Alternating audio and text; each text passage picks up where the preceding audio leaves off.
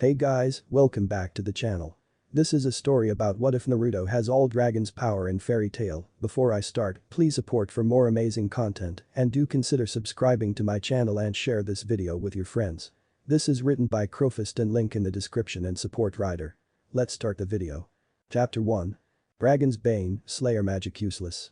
In the land of Magnolia, magic is considered one of the most necessary commodities due to how frequent people need to generate money or fight of the many monsters in the land. However, what is not well known is that there are other kingdoms with magic as well. Harjan Port was one of the few hubs that can transfer those that are from out of the country into the country or vice versa. In this town was a pink-haired teen who was stuck on a train and nearly puking his guts out. The conductor was looking at the boy rolling on the floor and trying to leave the train with some kind of blue cat that is wearing a green backpack. Please kill me now. Is he going to be alright? The cat looked at his friend. Oh yeah, he'll be fine. He gets like this whenever he is riding in a vehicle. I see, then shouldn't you be helping him now since the train just left? Looking behind the cat's side, seeing his friend being taken by the train and him screaming. Happy? Geez, such a problem. On the other side of town was a blonde-haired girl who was arguing with this old man about the lack of magic that was in town. At the same time trying to barter the price of the key down. But he was unaffected by her so-called sex appeal, even though he openly leering at her large breasts. But the door opened and entering the room was a blonde teen. He was wearing a black jacket and a white shirt underneath the jacket.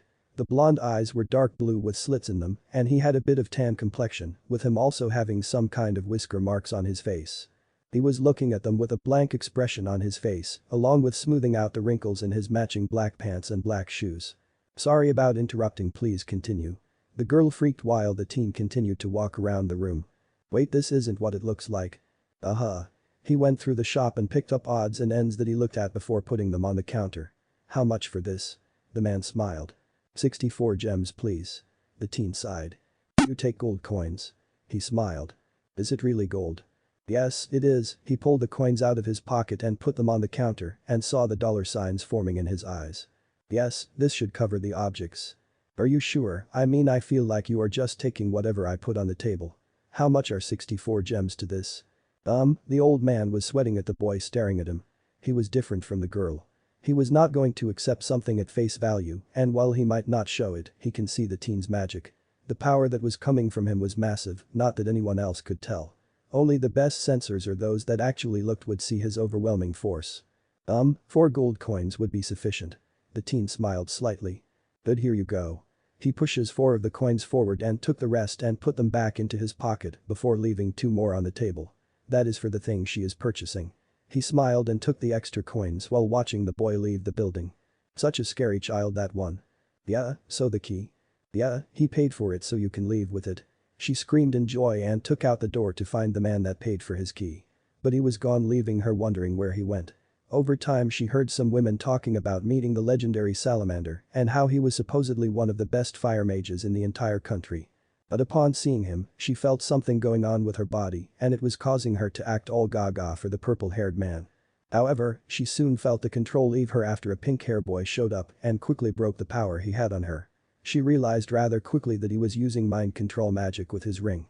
Ultimately, this incident leads to her running into a pink-hair slayer who was looking for someone named Igneal and thus was confronting the salamander. Thus began the meeting that would change her life down the road and lead to her many crazy adventures with the greatest guild in the country. I'm Skip. The blonde from before was lying on a nearby bench in the port looking up at the sky with a sad smile on his face. I wonder how everyone back home is doing since I left. He then flinched. Who am I kidding, they are probably angry at me. I ran away when they could be willing to help me, but I didn't want to throw everything into chaos. Then why did you run? The teen sighed, he closed his eyes and appeared in a large bright area of mixed colors before looking up to see a giant glowing dragon towering above him. It had mixed color scales and was massive. But he knew it could be smaller if it chose to be, but now was not the time for that. The dragon's look overall was that of a long slender body and 4 short limbs with claws at the end of them and horns coming out of his forehead.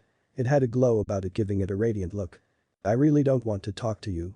Tough, I'm the only person you can talk to. Yeah, sure, what do you think of this new country we are in? It is a beautiful country, but if I know one thing about Magnolia, it is going to be a center for those that claim to have the power to kill dragons. I thought you said they could kill dragons with their powers. In some sense you are correct, however the truth of the matter is that it is setting them up to become dragons themselves. Like me? No, you remember. I'm you as much as you are me, especially after the dragon's rite ritual you took part in as a child. Yeah, not my favorite memory. Hey, I'm not any happier about it, but you don't hear me bellyaching over it, Naruto. Naruto frowned. Naruto Uzumaki Namikaze, son of Minato Namikaze and Kushina Uzumaki. Also known to many as the Yellow Flash and the Crimson Death. People always talk about his parents as if they are the greatest and the kindest people in the world. But he saw the true them, the them that are only desiring power and status above everything else, even if it means torturing their own children to do it. He was their first child of 3, and the other 2 were just as corrupt as them. From his earliest age, he was always looked down on by his parents, never seen as unique as his siblings. He never knew why until he heard from his friends, it was that his father's teacher that listened to a prophecy that a child born of a Flash and Crimson woman would give to the world the savior or the destroyer. So assuming this they assumed it was one of their younger children, since this prophecy didn't happen around the time of his birth. But that changed when he took part in the Rite of the Dragons, a special ceremony to see if the dragon souls that exist in the world will choose them as a host for one of their own and grant them power. His brother Boruto got the Dragon of Ice and his sister Mio got the power of Red Flames. He, on the other hand, was gifted with a rarity and the ability of a dragon that was heralded as a god among their people and those that worship the dragons. The celestial dragon, the pure scale dragon, the dragon of light, dragon of freedom, the dragon god of heaven, heaven's dragon, the list goes on. But he knew the dragon as Luminous. When it was revealed he was now the container of the strongest dragon to ever exist, his family freaked out, they feared what this meant for them. His siblings were furious his dragon was mightier than theirs and tried to say he was unworthy and that it should be switched around, but the ritual makers said it was impossible. The dragons choose their host, there was nothing that can change this. In time he was given harsher treatment than before and was imprisoned in his home while they bled him dry and forced him to increase their standings almost on par with the king himself. Naruto one day managed to get free from his torture room after his brother beat him badly along with his sister and escaped into the kingdom. There he ran into the king on accident and his 10-year-old daughter who quickly took him to his private hospital and treated him. There he told them the story of what he went through and the things he was forced to do. He agreed to take care of him from then on and ordered the knights to strip Minato and Kushina of everything. In time their name became mud to the rest of the clans and they were considered almost on the grounds traitors to the kingdom. Naruto, on the other hand, was given the title as a child of the king and named the future king of Estridia. Naruto feared the day he would become king and the time he was forced to leave his new home. More so that his parents still had support and were drumming up everyone they could to re-establish themselves, which finally led to an impasse. He was told that they were planning on facing the king and his family to gain control of him, so he did the best thing he could think of, removing himself from the kingdom and fleeing to another nation. This way his father, the king, was safe and that he could hopefully keep the peace in the country. Sadly, being here made him hate leaving his friends and loved ones behind, but it was for the best of the kingdom and everyone around him that he went away. Back to his current situation, he looked up at the dragon. Maybe so, but I feel responsible for the pain of my friends, but it is better than putting them in danger, no. We shall see, heads up, something is coming your way. Leaving the mindscape he looked up and saw a giant tidal wave coming straight at him and he freaked out. Holy shit. He quickly held his hand out and said. Holy barrier. Soon a giant sphere of light covered the entire city, preventing the water from entering the city and crashing into some of the buildings. Thus the damage was left to a minimum, but he could still feel people smashing into the barrier and what looked like a blue cat with a backpack on. What the hell? Once the waves stopped, he released the barrier and now was standing there seeing a woman with blue hair and a body of a mermaid with an urn. She was looking at the girl and yelling at her for dropping the keys. Celestial wizard, huh? Interesting, but too much trouble if she can't work with her spirits very well. Walking up to the two of them he coughed, causing the two women to look at him. The blonde recognizing him while the blue glared. What do you want, brat? Naruto said. Your attack would have leveled a good portion of the town if I didn't erect the barrier. I'm just here to say you need to learn a little more self-control. The blonde was paling at the sight of her summon, basically getting furious with him. Who the hell are you to talk down to me, human? Naruto sighed and his hand glowed before pointing it at her. Come back when you are ready to talk civilly with me. He then poured his holy magic out and soon sent her back to the celestial realm. Holy hell, how did you do that? Naruto looked at her. Long story, but I have magic that allows manipulating those that are aligned with holy and light magic. Lucy's eyes shine bright. So cool, you must be a powerful mage. Naruto smiled and rubbed the back of his head. Not really, I know several people from my old homeland that can still whoop my ass in different ways. I'm just great thanks to their training. I see. Looking over she saw that Natsu had removed the thing covering his arm and showed he was a member of Fairy Tail. No way he is from Fairy Tail. He's not the only one. The cat showed his mark and Naruto sighed, figures he would run into one of the most powerful and yet dangerous guilds in the country. From the reports his father got while exploring political avenues with the king, he knew that from experience this place was full of mages like this guy. All firepower and not thinking of the environment that he would be destroyed in the process. Kinda annoying to be honest. So this guy, what is he? Naruto asked the cat. He is a fire dragon slayer, powerful in his own right, and even better, he is immune to all fire spells. Another thing is that guy is Boris, who is rumored to be a guild member of Titan Nose until they banished him for his illegal actions. Naruto sighed and walked up to the two of them. Hey, where you going? Naruto looked at the cat. Look, I understand your friend is angry about him using your guild's name, but he is going to destroy the town in the process unless someone gets involved. He quickly jumped between them, leaving Natsu furious.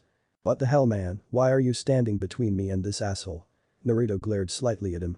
Because I don't want you making more of a mess than you already have. Huh? He pointed to the port and the teen looked a little ashamed. Gramps was going to have his ass again. Doesn't matter who it is, I will crush you both. He fired several odd fireballs at both of them, but Naruto held out two fingers and a ball of light formed at the end of them. Aiming it, he fired the ball, erasing the fireballs in an instant and hitting the pompous fool in the chest. The light burned brighter and brighter until he came crashing down to the ground with a thud, with his pure white eyes showing he was knocked out. So cool. Naruto turned to the pink-haired teen who'd had fire coming out of his hands. You and me now. Naruto shook his head. This guy was a hothead for sure. Big Neil's kid for sure. How'd you figure that? Because Firehead was just like this brat, always fighting and ready for one against anyone that got in his way. He even claimed to be a dragon king, at least when I was not around, otherwise that fool knew better than to claim that title. Good to know. Look, Natsu, right? He nods his head. Naruto pointed at the incoming army that was charging them. I think we need to deal with that first before we consider fighting each. Naruto felt the back of his shirt grabbed and them running for their lives from the army that was pursuing them. Naruto sighed, his life could not be typical, could it? Magnolia. In the large town that was home to Fairy Tail, Naruto and Lucy were standing before the guild building and telling them that this is it. Entering the building, they quickly saw chaos ensue, with a brawl breaking out with the members and Naruto doing nothing but sweat dropping from it. Whoa. Indeed, friend, this is just like home. Yet to a lesser degree. So Natsu's finally back, let's settle our score. Out of nowhere, a black-haired teen wearing only his underwear was standing there with an angry look on his face. He could see the Fairy Tail stamp on his chest before watching him charge into battle. Naruto then saw a brown-haired woman downing a barrel of beer, wearing nothing more than a bikini top and brown jeans. Turning from her, he saw another man enter the brawl with white hair and a scar on his face. He was shouting about being a real man and was sent flying by the black-haired boy and Natsu. Geez, is there one normal person here? Hello, you two must be new. Turning around, he blushed at the sight of a pretty white-haired woman with blue eyes wearing a maroon dress. It's Mirah, and I can't believe I'm meeting you in person. Naruto watched as the blonde went all fangirl on this supposed celebrity of the guild. He slowly stepped away from her before seeing the big man from before flying at them. Without warning, he grabbed him in midair, flipping him around and put him on the ground while dusting him off. Watch where you were going, big fella, you would have hit those two. The man raised an eyebrow. That was some feat of strength and speed. He didn't see him move at all, but yet he managed to catch him, flip him around and land him on his feet. This meant he had some real skill. Impressive, you are a real man. Naruto sweat dropped. Thank you. No problem, but it looks like I need to get serious. He summoned his magic and formed a monster arm while the others were gathering up magic. Naruto saw that they were getting dangerous, so without warning he said. Light suppression. Soon the room was covered in bright light and all the magic was drained from the air and their bodies. Everyone was trying to summon their magic, but the problem is that they were not able to reach their magic, while Naruto huffed from having to waste his magic on stopping other mages from firing off spells in a closed space. Soon a small man walked into the room, showing himself to be an elderly man and wearing a jester hat. Who did this? Naruto looked at him. I did. The man walked up to him and soon cried tears and hugged his leg. Thank you, my boy, you saved me from having to repair the guild hall again. No problem, this spell wears off in an hour though, so don't get used to it never happening. But I can see things are pretty bad shape anyway, with the destroyed chairs and tables. Yes, unfortunately, this is a common thing here in the guild. Naruto smiled slightly. Should I use that spell? And make the old man's life easier and draw more suspicion to yourself with your level of skill and versatility? Sure, why not, doesn't matter to me in the least bit. Naruto then held out his other hand and said. Secret skill. Light fixture. Makarov watched as the hall was repairing itself. Everything was turning back to the way it was before the brawl broke out and soon the walls were fixing themselves as well. Hell, some damages were done to the guild years ago and he saw them self-repairing themselves on the spot. Amazing. Naruto smiled at the old man. Yeah, this is a special spell from where I'm from. It can be used to fix up a building and room within seconds. The best thing is that now that the spell has been cast it remains activated for the next month. If you want I can. No. Leave the spell on. This means no more repair bills for the rest of us. Hell, I'll pay you for the spell itself if that means I never have to fix the guild hall again. Oh, okay. Naruto saw the man still hugging his leg and crying tears of joy all over his pants. If it is alright with you could you let go of my leg? Makarov saw what he was doing and quickly jumped away. Forgive me for that young lad, so you two are our new recruits. Lucy is I'm not sure. I've got a lot of things going on I don't think I can join a guild at this time. The dragon in his head rams its head against his head and causes a minor headache. This is his way of saying, don't be stupid, just join the guild asshole. You need friends. Well I hope you can reconsider, it would be great to have you in the guild and a great way to get money for yourself. Naruto smiled. I'll think about it. He gained a glint. Why don't you do a probation period? Probation period. Yes, become a member a couple of months and if you still don't like it, you can leave. Naruto sighed. Fine, I'll do that then. Never thought of myself as a guild member, more of a knight really. Naruto ducked out of the way of a punch to his head, can I help you Natsu? Yeah you and me, we've got a score to settle from Higromo port. Oh yeah, I forgot about that you really want to do this. I'm the one person you can't beat no matter how hard you try. Trust me on that one. He gained a fire in his eyes. Then prove it asshole. Naruto sighed. Anywhere in particular you want to do this? He smiled. Yeah there is a training ground out back we can do this. Makarov smiled, now he can get a red on this boy. The reason he wanted him to join the guild was that he could sense his power. While the choker around his neck was suppressing a good portion of the energy that is flowing in his veins, he knew that the power itself was massive. Hell, he was sure unleashed his magical reserves are on par with Gilderd at the least, and that was him making the baseline of his power. Plus with his versatility with light magic, which itself is a rarity in their country, he showed that he was a versatile warrior and someone that spoke from years of training and combat experience. Or just he was put through the ringer with real trainers that never took just good enough as an answer. The group had quickly gathered outside to watch the battle of their salamander and the new guy that seemed confident he can't lose to Natsu. Alright, this match is one-on-one and will go until someone is either knocked out or admits defeat, is that clear? Yeah, let's get this going. Natsu had fire coming off his body in waves, while the rest of the guild was placing bets on who would win. Most were betting on Natsu due to his dangerous nature and powerful magic, while Marahin herself was placing her bet on Naruto, seeing the same thing as the master, and Elfman was doing the same. Begin. Natsu took off in a mad dash with his fist covered in fire. Naruto just waited for him before moving out of the range of one of his overextended punches. This led to him getting chopped in the back of the neck, crashing face first into the ground. Natsu quickly recovered, covering his leg in fire and charging him again. Come on, take me seriously. Naruto just dodged his strikes with ease, while just barely moving out of the range of the punches and then appearing behind him or at the side of him. He would then trip him and send him crashing to the ground with a thud. This went on for a few minutes until finally he put his hands in front of his mouth and shouted. Fire Dragon Roar. A massive torrent of fire came straight at him and Naruto said. I guess I can take this serious now. He held his hand out and summoned a weapon into his hand before cutting the attack in half. This move proved to be for best since the fire dispersed after being fired at him. Naruto held a large blue and purple and red katana in his hand and aimed the blade at the boy. Dragon-based moves don't work on me. Oh yeah, just cause you to cut my fire breath attack, don't mean shit. Naruto sighed and quickly charged the boy and cut him along his stomach with a small cut. Natsu smiled. That all you got with that sword? Let me show you my real power. He tried calling on his fire magic, but it didn't appear. He tried again and finally was angry enough to shout, what the hell just happened? Naruto sighed and put the sword on his shoulder. I cut off your dragon magic. You see, this sword I call Dragon's Bane is a gift. With one cut it can render dragons and Dragonslayers without their powers if they are reliant on them. Seeing your hand-to-hand combat skills, I would have to agree with my assessment, you're relying on your magic more than physical strength and durability. So I'm going to end this with one strike. Naruto sent his sword away in a flash and his cheeks puffed up. The group was shocked at what he was about to do. He puffed up his mouth and released a torrent of fire from his mouth while saying, Fire Dragon Roar. Natsu was hit with the full brunt of the attack and knocked into a tree, knocking him out. He was burnt with minor burns on his body, but overall he was okay. Well, that is the end of that mess. Makarov was shocked, this boy, he was stronger and faster than expected. Not only does he possess a sword for dealing with dragons and dragon slayers, but he also seems to have the ability to copy other dragon slayers and use their own powers against them. Along with his light magic, this boy might be the future ace of the guild if he gets him to join. That and he can cast a spell to stop them from doing repairs on the guild all the time is even better. In Naruto's home kingdom, however, there was a white-haired girl with black armor looking out on the horizon. She was staring into the unknown while signing into the sky. She had red eyes that were shut and her spear lying by her side. Shining Resonance, the song she sings in the beginning, once the musical piece finished, she looked out with her eyes and body glowing with power. I know you're out there, Naruto-kun. Soon we the Dragoneers will come to you and bring you home. No matter what, we will not let you fight any battles alone, after all, you are our precious person like we are to you.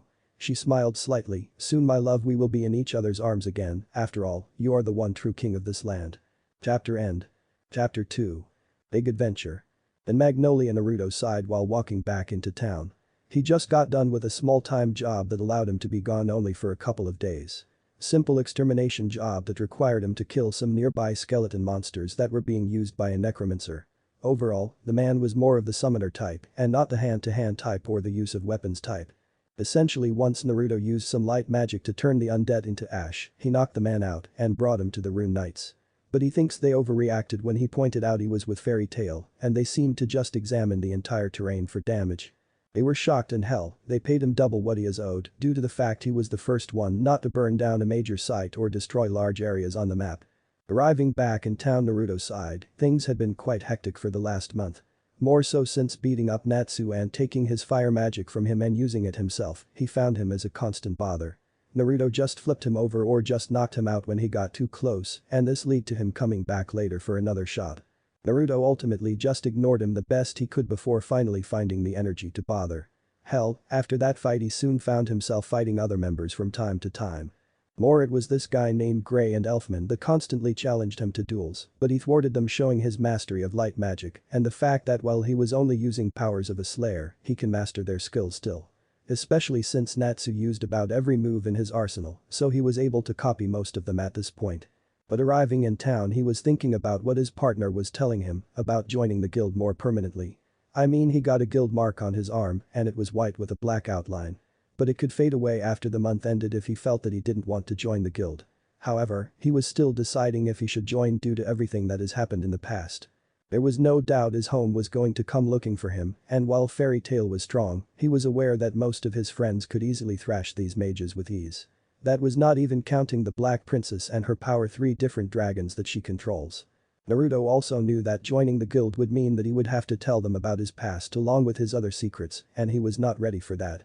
But he was taken out of his thoughts when he saw someone coming into town carrying a heavy horn decorated with fine jewels. Naruto saw the woman carrying it was wearing heavy armor around her body and a blue skirt while having a silver earring hanging down from her ears. She had 2 brown eyes and long red hair that made Naruto pale a bit at seeing her.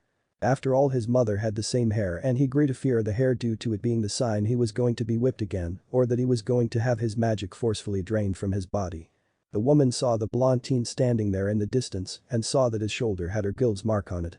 He was wearing a black sleeveless shirt along with a pair of baggy pants and a pair of black boots. Must be someone that just joined recently, should make him feel welcomed. Hey, you come over would ya? Naruto paled even more and started sweating while slowly walking up to the woman. She frowned, she had seen those kind of eyes herself, in fact she remembered seeing them in her dreams and on a little red hair girl that would stare off into the unknown in fear. Someone that feared being beaten, starved and tortured by those that were bigger and meaner than her. Such sad eyes. I guess I need to take this slow. Sorry to spook you, but I saw our guild mark on your shoulder, so I thought to get to know you, since I'm guessing you just joined, right? Yeah, I just joined a month ago. Naruto looked at her, who are you exactly? Apologizes, I'm Urza Scarlet and I'm the woman everyone calls the strongest woman in Fairy Tail right now. Oh, interesting, so you are the one that everyone seems to pale at the thought of showing up at the guild. Yes, because I do not tolerate the destruction and trouble they cause all across the land. I figured that much given that Natsu almost burned down a port town if I wasn't there to stop him from doing that. So I guess I have to punish him later. Don't worry about it, I already got even with him I guess considering he challenges me to a fight every day since I first showed up and defeated him with ease. Urza's eyes went wide and looked at the person next to her walking to the guild. After all, it was not every day she heard of someone that could go toe-to-toe with Natsu and win without a real effort. In fact the only people that can do that were herself, Marahin when she was still training, Master, Gilderts, and Laxus. Other than them she was not sure there was too many other mages that can go toe-to-toe with him in a straight-up fight. That is interesting, so how did you beat him? Naruto smiled slightly, still keeping wary of the woman, even if his partner is telling him to stop being such a wimp. Well, it is thanks to my sword that I can cut off Dragon Slayer powers and use them myself if I see at least one move they use for it. That is good, nice to know if something goes wrong with Natsu, then I can rely on you to stop him when necessary. Oh, you don't have to worry about that, I mostly rely on my light magic to keep things in order. Light magic really?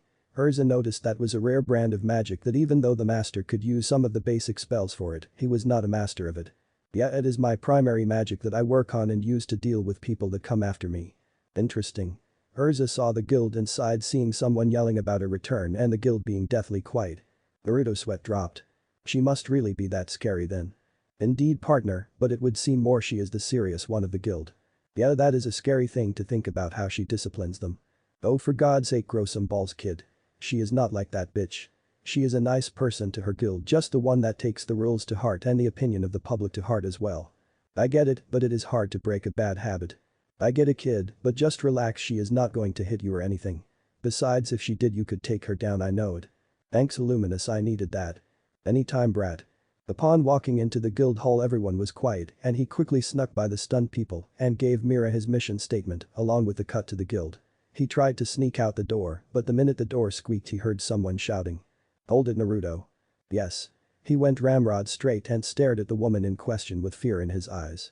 Urza stared at him in confusion before sighing. Look, I was only going to ask if you would be willing to help me out with a mission that I need to take care of tomorrow. But why me? She smiled. Well, if the rumors I'm hearing now from some of the people in the guild is true, then you defeated Natsu, Gray, and Elfman, making you stronger than most. So I want your assistance with this big problem, if you would please give us your aid. I understand you are here on probationary means, but I hope this shows that we are the right guild to join permanently. Naruto looked at her and saw everyone staring at him and wanting him to try this out, so he relented. Fine, but don't expect me to immediately join as soon as this is over. Fair enough, we will meet at the train station at 7 tomorrow. Naruto nodded his head and head out the guild, wondering what the hell did he just sign up to. Next day, train station. Naruto sighed, he knew this would be trouble. Not only was he on a mission with Lucy, who by no means was a high-class mage yet, but he was also there watching Gray, surprisingly wearing clothes, and Natsu butting heads. He knew well powerful if those two didn't stop fighting soon, then Urza would show up and shut them up. So getting up from his seat he went up to the two boys and with one quick set of punches knocked them down. Hey asshole, what was that for? Yeah, mind your own business. Naruto looked at them with boredom and had a ball of light glowing on the tip of his index fingers. Want me to show you the light? The two paled. No, we'll be good, right buddy? Aye. Lucy was shocked and Naruto sighed while dismissing the ball of light. Look, I get you two don't like each other for some reason and I don't care to know. But for now I need you both to put that aside and start preparing to fight side by side if this happens to be as big as Urza Senpai says it is. Naruto then glared and flared his aura, showing a dragon hovering above him, or I will force you to get along when I chop you in half and tape you back together with each other, making the other half of the other person. Is that clear? Both paled and hugged each other and were shouting. Sure thing, we'll be the best of buddies. Aye. See Lucy, he is doing a better job than you. Happy was chewing on a fish. Shut up, cat. Naruto saw that she was holding some kind of shivering white animal with a golden horn for a nose. He figured this must be another summon that she has gained, but it was not very powerful, so it must just be for something similar to keeping a pet. Sorry I'm late everyone. Urza appeared with a large luggage of clothes, causing Naruto to feel his eyes pop out of his head. What the hell, that is insane. Yeah, hey, you might want to do that trick, make it easier for the poor woman. Yeah, and save on space in the train too. Naruto walked up to Urza and without warning he held his hand out and it glowed to cover her luggage. Light configuration. Space containment. In seconds Urza saw all of her luggage disappear and appear in a small ball of light that he then flings at her. Before she can react it hits her arm and soon appears as a weird-looking rune. I use my magic to put all of your luggage into your arm, this way we save space and you can draw out whatever you need during the trip. I see, but a little more warning would be nice, but thank you, this should make moving around and fighting easier for me. Naruto nodded his head and soon they were about to get moving to the train, but Natsu said. Hey Urza, I have one condition before I come along with you. Shut up, idiot. Do you have a death wish? Oh, what is that?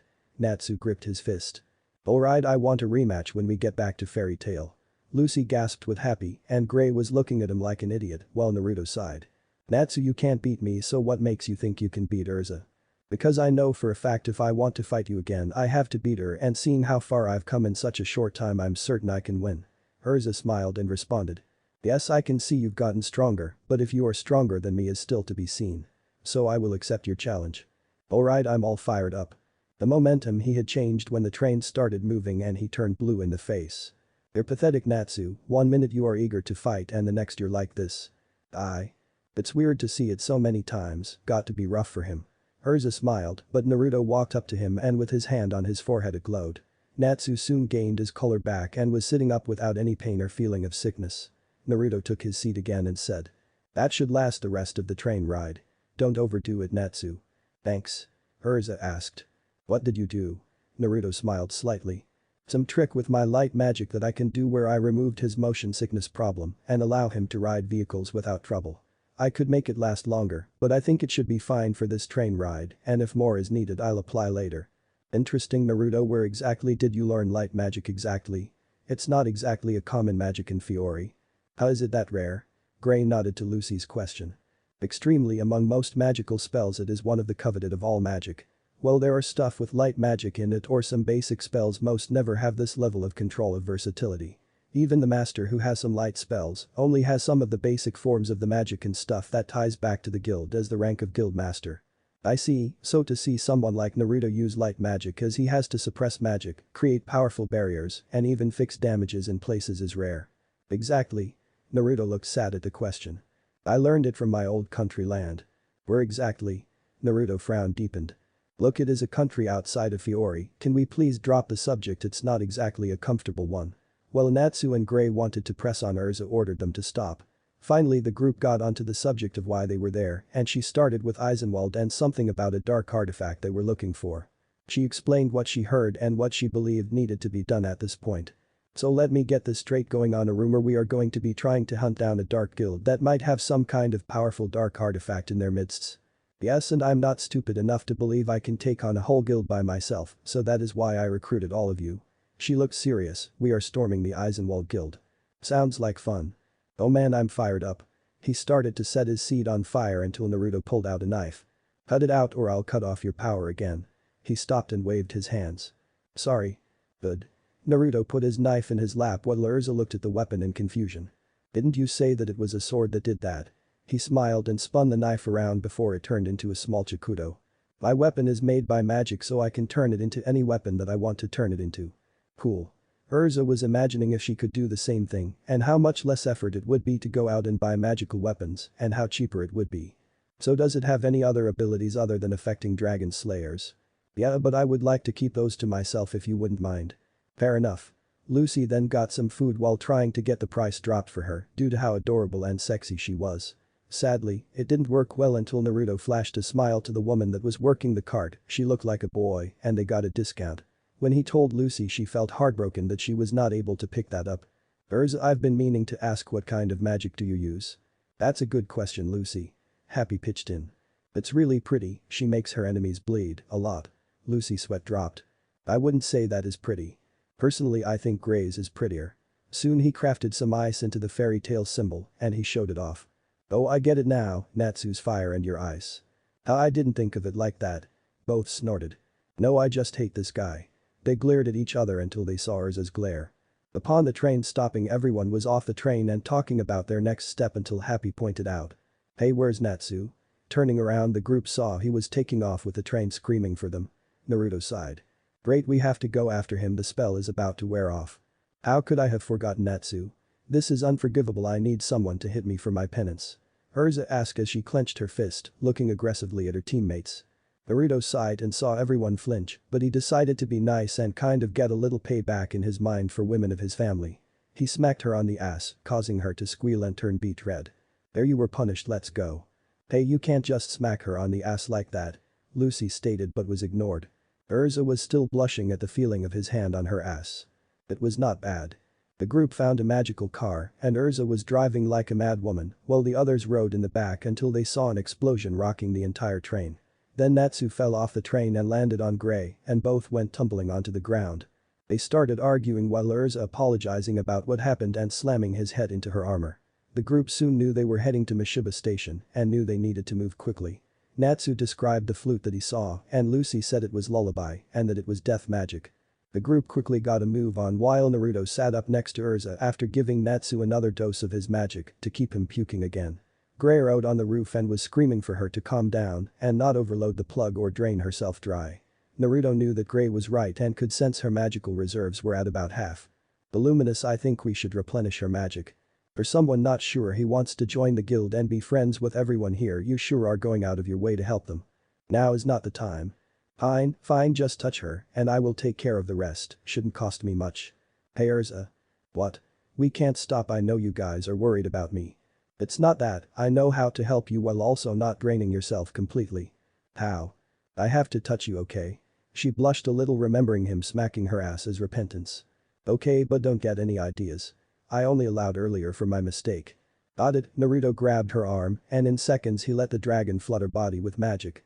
Within seconds the cart speed up more than before and they were racing to the train station. What could Eisenwald want? What is their goal? Whatever it is, we will stop them. Urza looked forward with determination until they arrived at the main entrance to the train station. The minute they got off the vehicles they started talking to the guards, well attempted.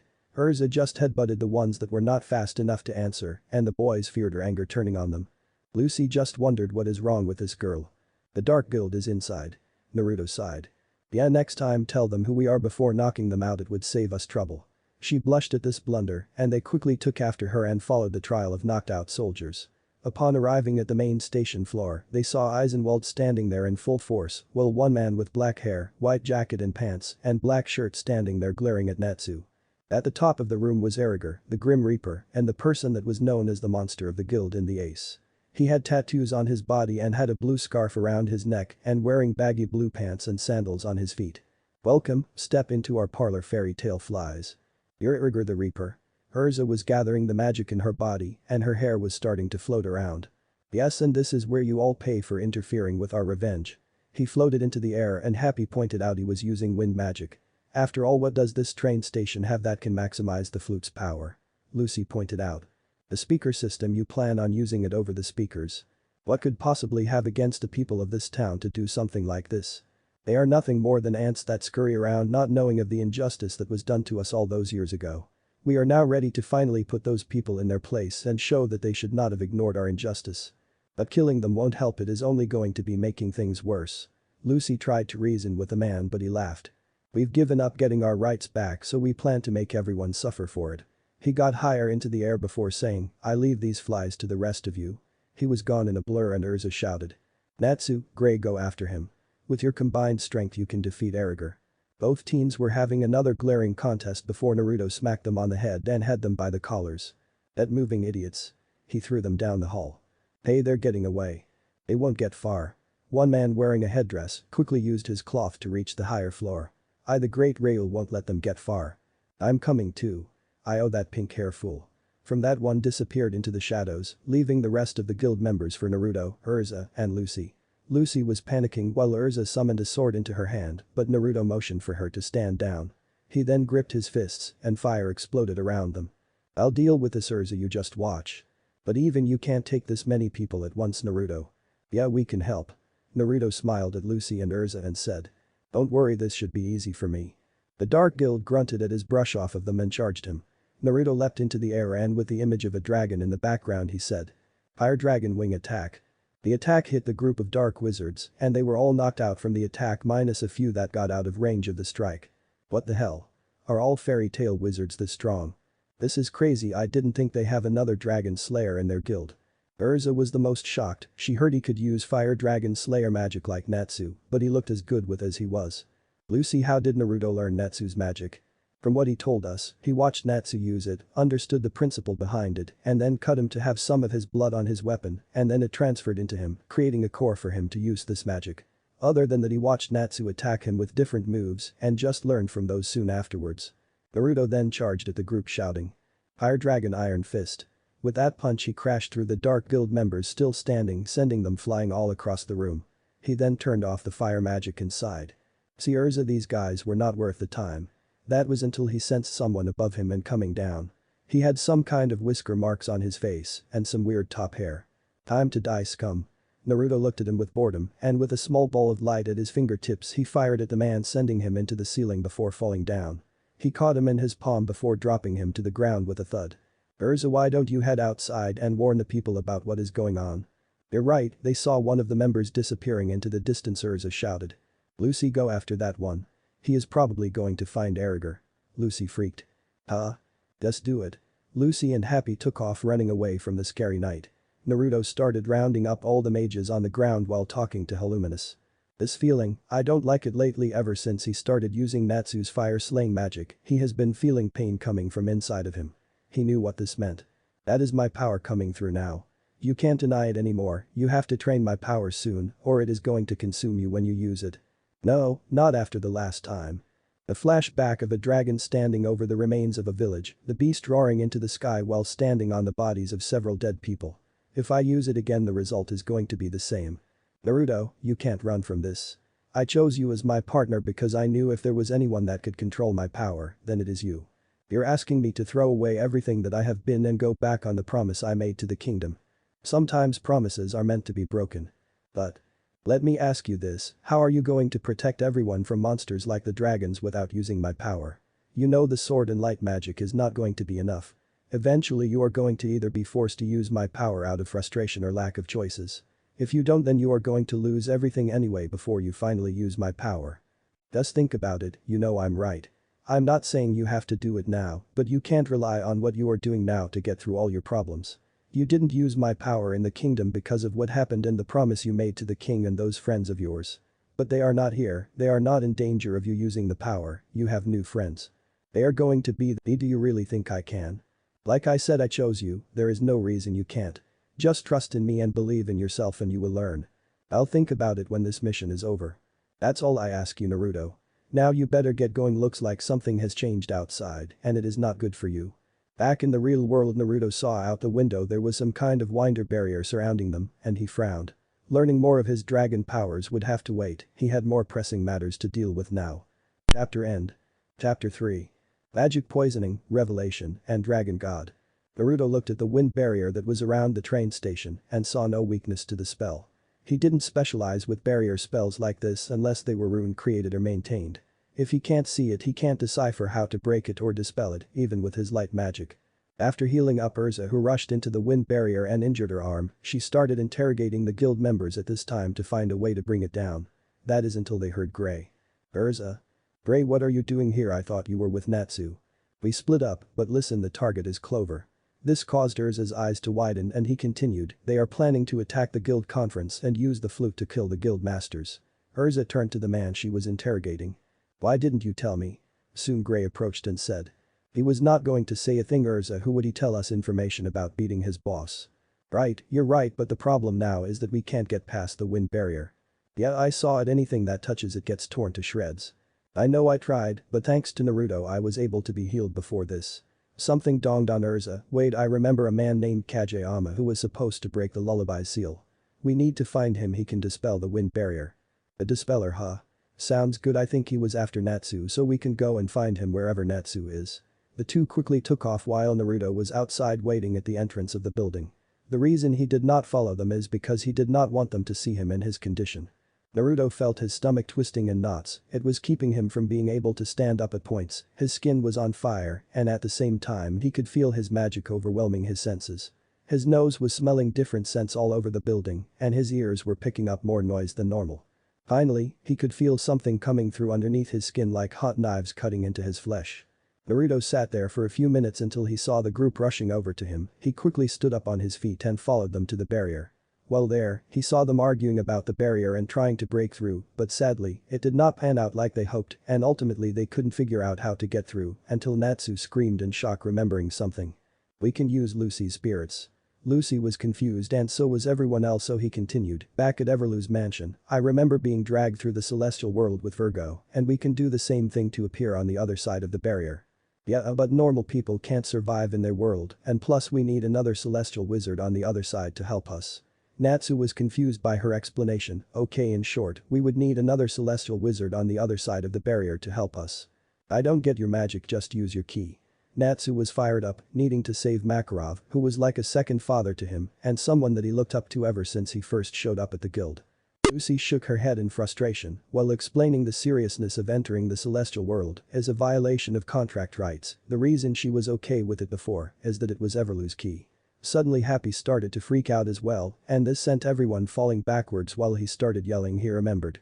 Within seconds he produced a golden key in his hand and Naruto could guess was a celestial key since Lucy was complaining about him stealing Virgo's key. How did you get the key? I got it from Virgo. She handed it to me after Everlu was arrested due to his contract with her being broken at this time. Great, Happy, and thanks, but for now we have to figure a way out of the barrier. Naruto coughed lightly before saying. Wait, I think the reason he brings this up is because I heard Virgo's ability has something to do with digging. Maybe she can burrow a hole that will get us on the other side of the barrier. Urza was showing shock at this information. Seriously? Gray too was shocked. You're right, Naruto, silly kitty, why didn't you say anything before? She was hugging him, but he then pointed out. Someone was pinching my face. She bowed to the cat begging for the key at this point and he agreed on the terms. He got a lot of fish after this mission. In time they summoned the spirit and it turned out to be a pink hair maid with chains on her hands, giving everyone a second look. Lucy complained that she looked different while Natsu was complimenting her and wanting to see her previous look, freaking out Gray and Urza. I'm afraid we don't have a lot of time. Can we talk the terms of the contract after this, Virgo? Of course, mistress. Do you really have to call me that? Virgo had her eyes locked onto the whip so she asked. How about queen? No. Princess. Lucy smiled at this. Oh yeah, that's much more like it. The boys just deadpanned at this before they watch her dig a hole. They quickly filed through the hole while taking the injured Kageyama. Upon exiting the hole, Naruto quickly sensed out the wind user's energy and found him almost a clover, and knowing that he only had enough energy for a little bit longer before his body finally shut down, he made a snap decision. I got a lock on Eriger, I'm going to stop him. Naruto soon glowed brightly and was gone in a flash of gold, leaving no protest to his comment. Gray was shocked by his power having the capability to teleport, while Urza noticed two other people were missing, while Kageyama was bragging to them. Where's Natsu? Gray also noticed. Happy is gone as well. Close to the city of Clover, Eriger the Reaper was close to making into the city limits, but then he saw something bright appear in front of him. Looking down, he was shocked to see it was one of the flies from earlier. Growling, he pointed his hand at him. How did you get here so quick? Guess you didn't know I can teleport at the speed of light. Regardless, who are you to stand in the way of my vengeance? Me? I'm just a guy that doesn't want innocent people to be killed by a prick that had too much pride to admit that maybe his profession was too much trouble to deal with. What did you say? Eriger aimed his hands at him and casted several crescent-shaped wind blades at him, but Naruto just turned into light and became intangible. But the pain was getting worse through his body that he felt his arms were now almost completely cut through from beneath the skin. I don't have time to mess around with this guy, I need to finish him now, so without warning he aimed his left palm at him and shouted. Light configuration. Perfect cube. A bright cube formed around Eriger and he laughed. Is this really the best you can do, boy? He then aimed his hand at the cube but saw his magic won't come out. Naruto smirked at him and answered his hidden question. The reason you can't do anything is because your powers are sealed off in the cube. Only physical attacks can work in the prism, but sadly for you I'm not going to let you get out. Naruto coughed violently that he felt his chest was growing heavier the more magic he was drawing out. So with one swift pointing of his right hand he shouted, this is the end. Light configuration. Holy lighting. Bright golden bolts of lightning soon appeared in the box and shocked Eriger to the point he screamed in pain before the cube disappeared for him to fall to the ground with a thud. Naruto smiled. Sucks to be you, asshole. Before he could make a move to the unconscious dark mage, he collapsed to the ground screaming in pain. The magic was bursting through his pores now and he felt something appearing on both his legs and arms that were just making his whole body burn. His fever was going up to the point that he could barely move on his own while having to struggle to keep his eyes open and flowing naturally. Naruto. Looking up, he saw Natsu was standing over him, checking him over while Happy was looking at him with concern. Dude, are you alright? Naruto smiled while grimacing in pain. Sorta, Natsu, look, bind up Eriger first before worrying about me. Screw that, man, you are banged up bad, I can tell you are suffering from something, but I don't know what. Naruto laughed. A true friend, huh? Natsu smiled brightly. Of course, what else would we be?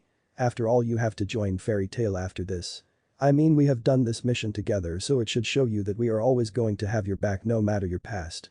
Naruto frowned at this and looked at the sky. Friends for life. Would they really consider themselves that if they found out about my condition? Worse, my position in my old kingdom. While Naruto was having his internal debate, Natsu smelled something that he not smelled since Igneel, and that was the scent of a dragon. It was coming off Naruto, but it was barely there, meaning that it was a minor piece of himself.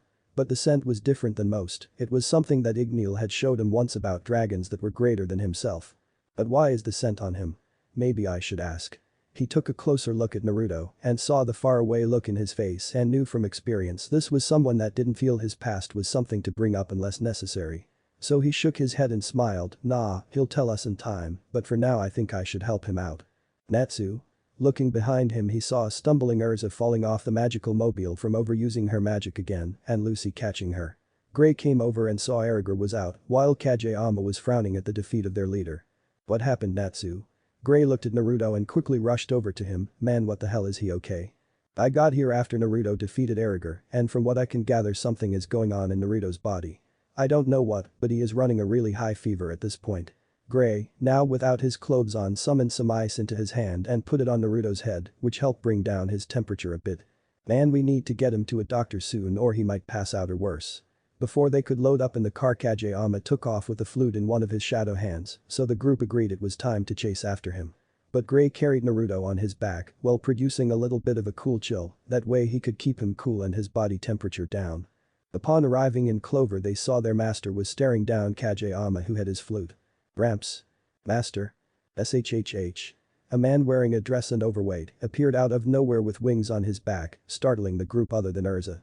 Gray had set Naruto on the ground while Bob immediately saw the boy and saw his condition, so he came over to him. "My goodness, what happened to him?" He put his hand on his head and casted a small green aura on Naruto. "We don't know," Gray approached him, "all we do know is that for some reason he is running a high fever and seems to be in great pain to the point that he can barely move on his own. No shock, my diagnosis says he is suffering from magical poisoning, which is odd for his age."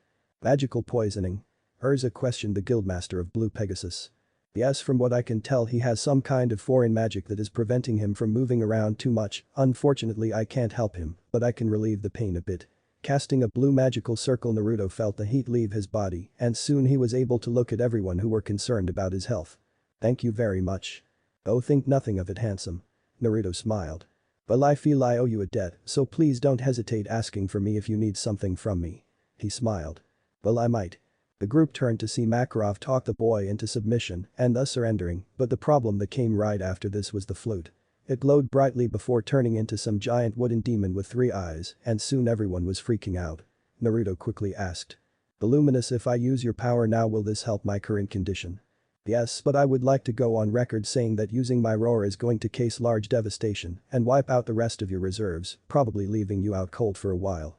"Fine with me." Naruto quickly scrambled to his feet before walking to the front of the group, facing down the monster in front of him.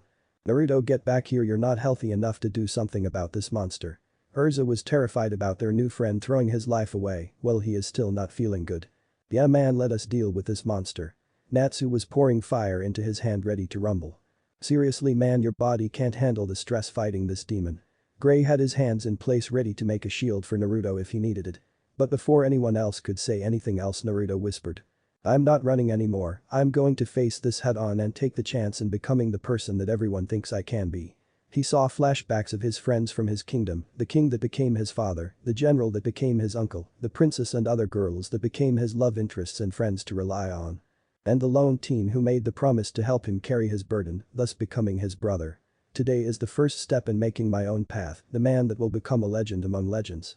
Naruto looked at the beast directly with golden eyes with slits before a giant white magical circle appeared with a dragon's head and crown on the head, appearing in the center of it. His cheeks puffed up and Natsu knew what was coming, so he shouted. "Gray, make an ice shield now." Without waiting he shouted. "Ice make. Shield." Dragon God roar.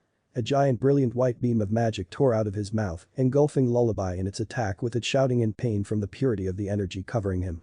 "This can't be, you have to be him. The one that will. Shut the hell up and disappear." Soon he put more power into his roar and seconds the attack obliterated the demon, the conference hall, and the mountains in the background. Naruto felt the pain disappear over his body and his skin was turning to normal again, but before he could register what was going on around him, he was hit in the head by a metal fist. "Idiot, what were you thinking? Are you so stupid you have a death wish, huh?" While Makarov was upset with the public damage, he was shocked at the fear in Naruto's eyes from Urza. It was not the fear of being targeted by someone that was upset with him about his actions, but that of mortal fear of someone glaring down at him with pure hatred. When Urza did not hear a response from him quickly, he could hear him whispering and holding his head in fear. "I'm sorry Kushina, please don't hit me again, I'll be a good boy, I promise." Makarov realized that his fear was that of the worst kind, abuse at the hands of a relative.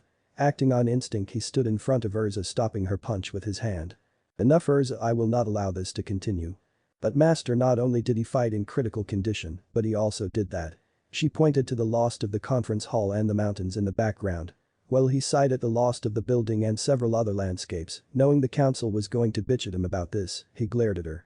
"So hitting him is the best course of action for this then?" Urza was gapped from the master standing up to her for punishing him for his reckless actions until a golden-haired man wearing a dog collar and black shirt and pants walked into the conversation. "Honestly, if this is the price to pay for not losing anyone's life against a lullaby, then it is a price we are willing to bear." More importantly, most of the masters could have joined in the defense, but they didn't, and he did it on his own. "I agree with Goldmine," Bob joining in on the conversation, frowning at Urza. "Naruto, I think you said his name was, did something amazing, and while the reports are going to pain us, we can stand for this." But still, she saw the glare on Makarov's face. "You will not hit him again, is that clear?" Urza froze in fear of the master before nodding her head and walking back to the group with a look of shock on her face. "Whoa, Gramps really laying down the law on that one." Gray scoffed at Natsu's comment. "Yeah, but honestly I think it was time for someone to say something about this. I mean, seriously, how much more time were we going to allow her to treat us like that?" Natsu nodded his head and sighed, knowing part of the reason laid on them as well. Well, he and Gray did fight all the time. The truth was that he did respect him in some way, and he knew he felt the same way. But they always wanted to spar as a chance to improve, but thanks to Urza, they never could spar whenever they wanted due to her getting involved when it happened. Master Makarov turned to Naruto and saw he was out cold from both the shock of using all of his magic and the fear he felt from Urza. Sighing, he turned into his Titan form and walked back to the guild with his group riding on his back. Puryusha. When she was bothered by Makarov about a new member being unconscious, she was about to throw him out for wasting her time, but when she sensed his aura, she knew who he was. She didn't want to believe it, but she could tell from his scent and the way his magic was flowing around that it was something else in this case. More so, did this mean the prophecy was coming to pass? She looked at the blonde youth. His body was riddled with scars, the most recent ones on his arms and legs. The skin looked like porcupines had a large orgy on them from how the skin was torn and ripped. Signs of abuse or large amounts of fighting, she thought as she saw his back having long laceration scars. Why now? Why is the great Illuminus coming back now of all times? Makarov saw his old friend grimacing about something, so he asked. "Is he alright?" "Alright, you mean his health, then yes, he is alright at this time. However, if we are talking about his condition in the terms of his magic, then no, he is not alright. It would seem that his body has not adapted to the secondary power that is flowing around his magical core, and thus he is experiencing it trying to forcefully shift inside of him at this time. But luckily what he did saved his life, otherwise the boy might have died from the suppression of his magical power." "I see, and do you know what is making the secondary energy then?" "Yes, but due to certain restrictions with my past I can't tell you." "Does it have to do with dragons then?" "Yes. That is all I can say about the matter, as ancient laws prevent me from saying more than that." Makarov knew that if this the case, then he would have to drop the subject matter. From the things she told him about dragon ancient laws, there were restrictions on what she could say or do in terms of with mortals, and thus the rules were not allow her to defy them. Breaking one of them had serious consequences in the terms that it could destroy her or force her to fade from the world if it important enough. Not wanting to see his dear friend disappear, or worse, he dropped it but asked a different question. "What about the magic? Should this be a constant problem?" "I would think not, especially when I do this." She snatched his collar away and threw it to the ground, shattering it, shocking the elderly master. "The boy should not wear this because doing this any longer could have detrimental damage to his body if he continues on this path." "I see, so. Tell the foolish child he needs to start training this other power, and if you have to ask him about his home. I have a feeling his power has strong ties there, and that if the ritual that I think was done on him was done, then it is something to fear. Especially with the enemies that are lying in the shadow and the dangers he could bring to the world." "How dangerous? Does it matter?" "No, it doesn't matter to me, but I would like to know what we might be needing to be ready for." She frowned. "Or with another country." Chapter end. Chapter 4. Moving forward and fear the elves. Naruto awoke from his sleep and noticed that his body was feeling slightly less erratic than before. "I see you are awake, brat."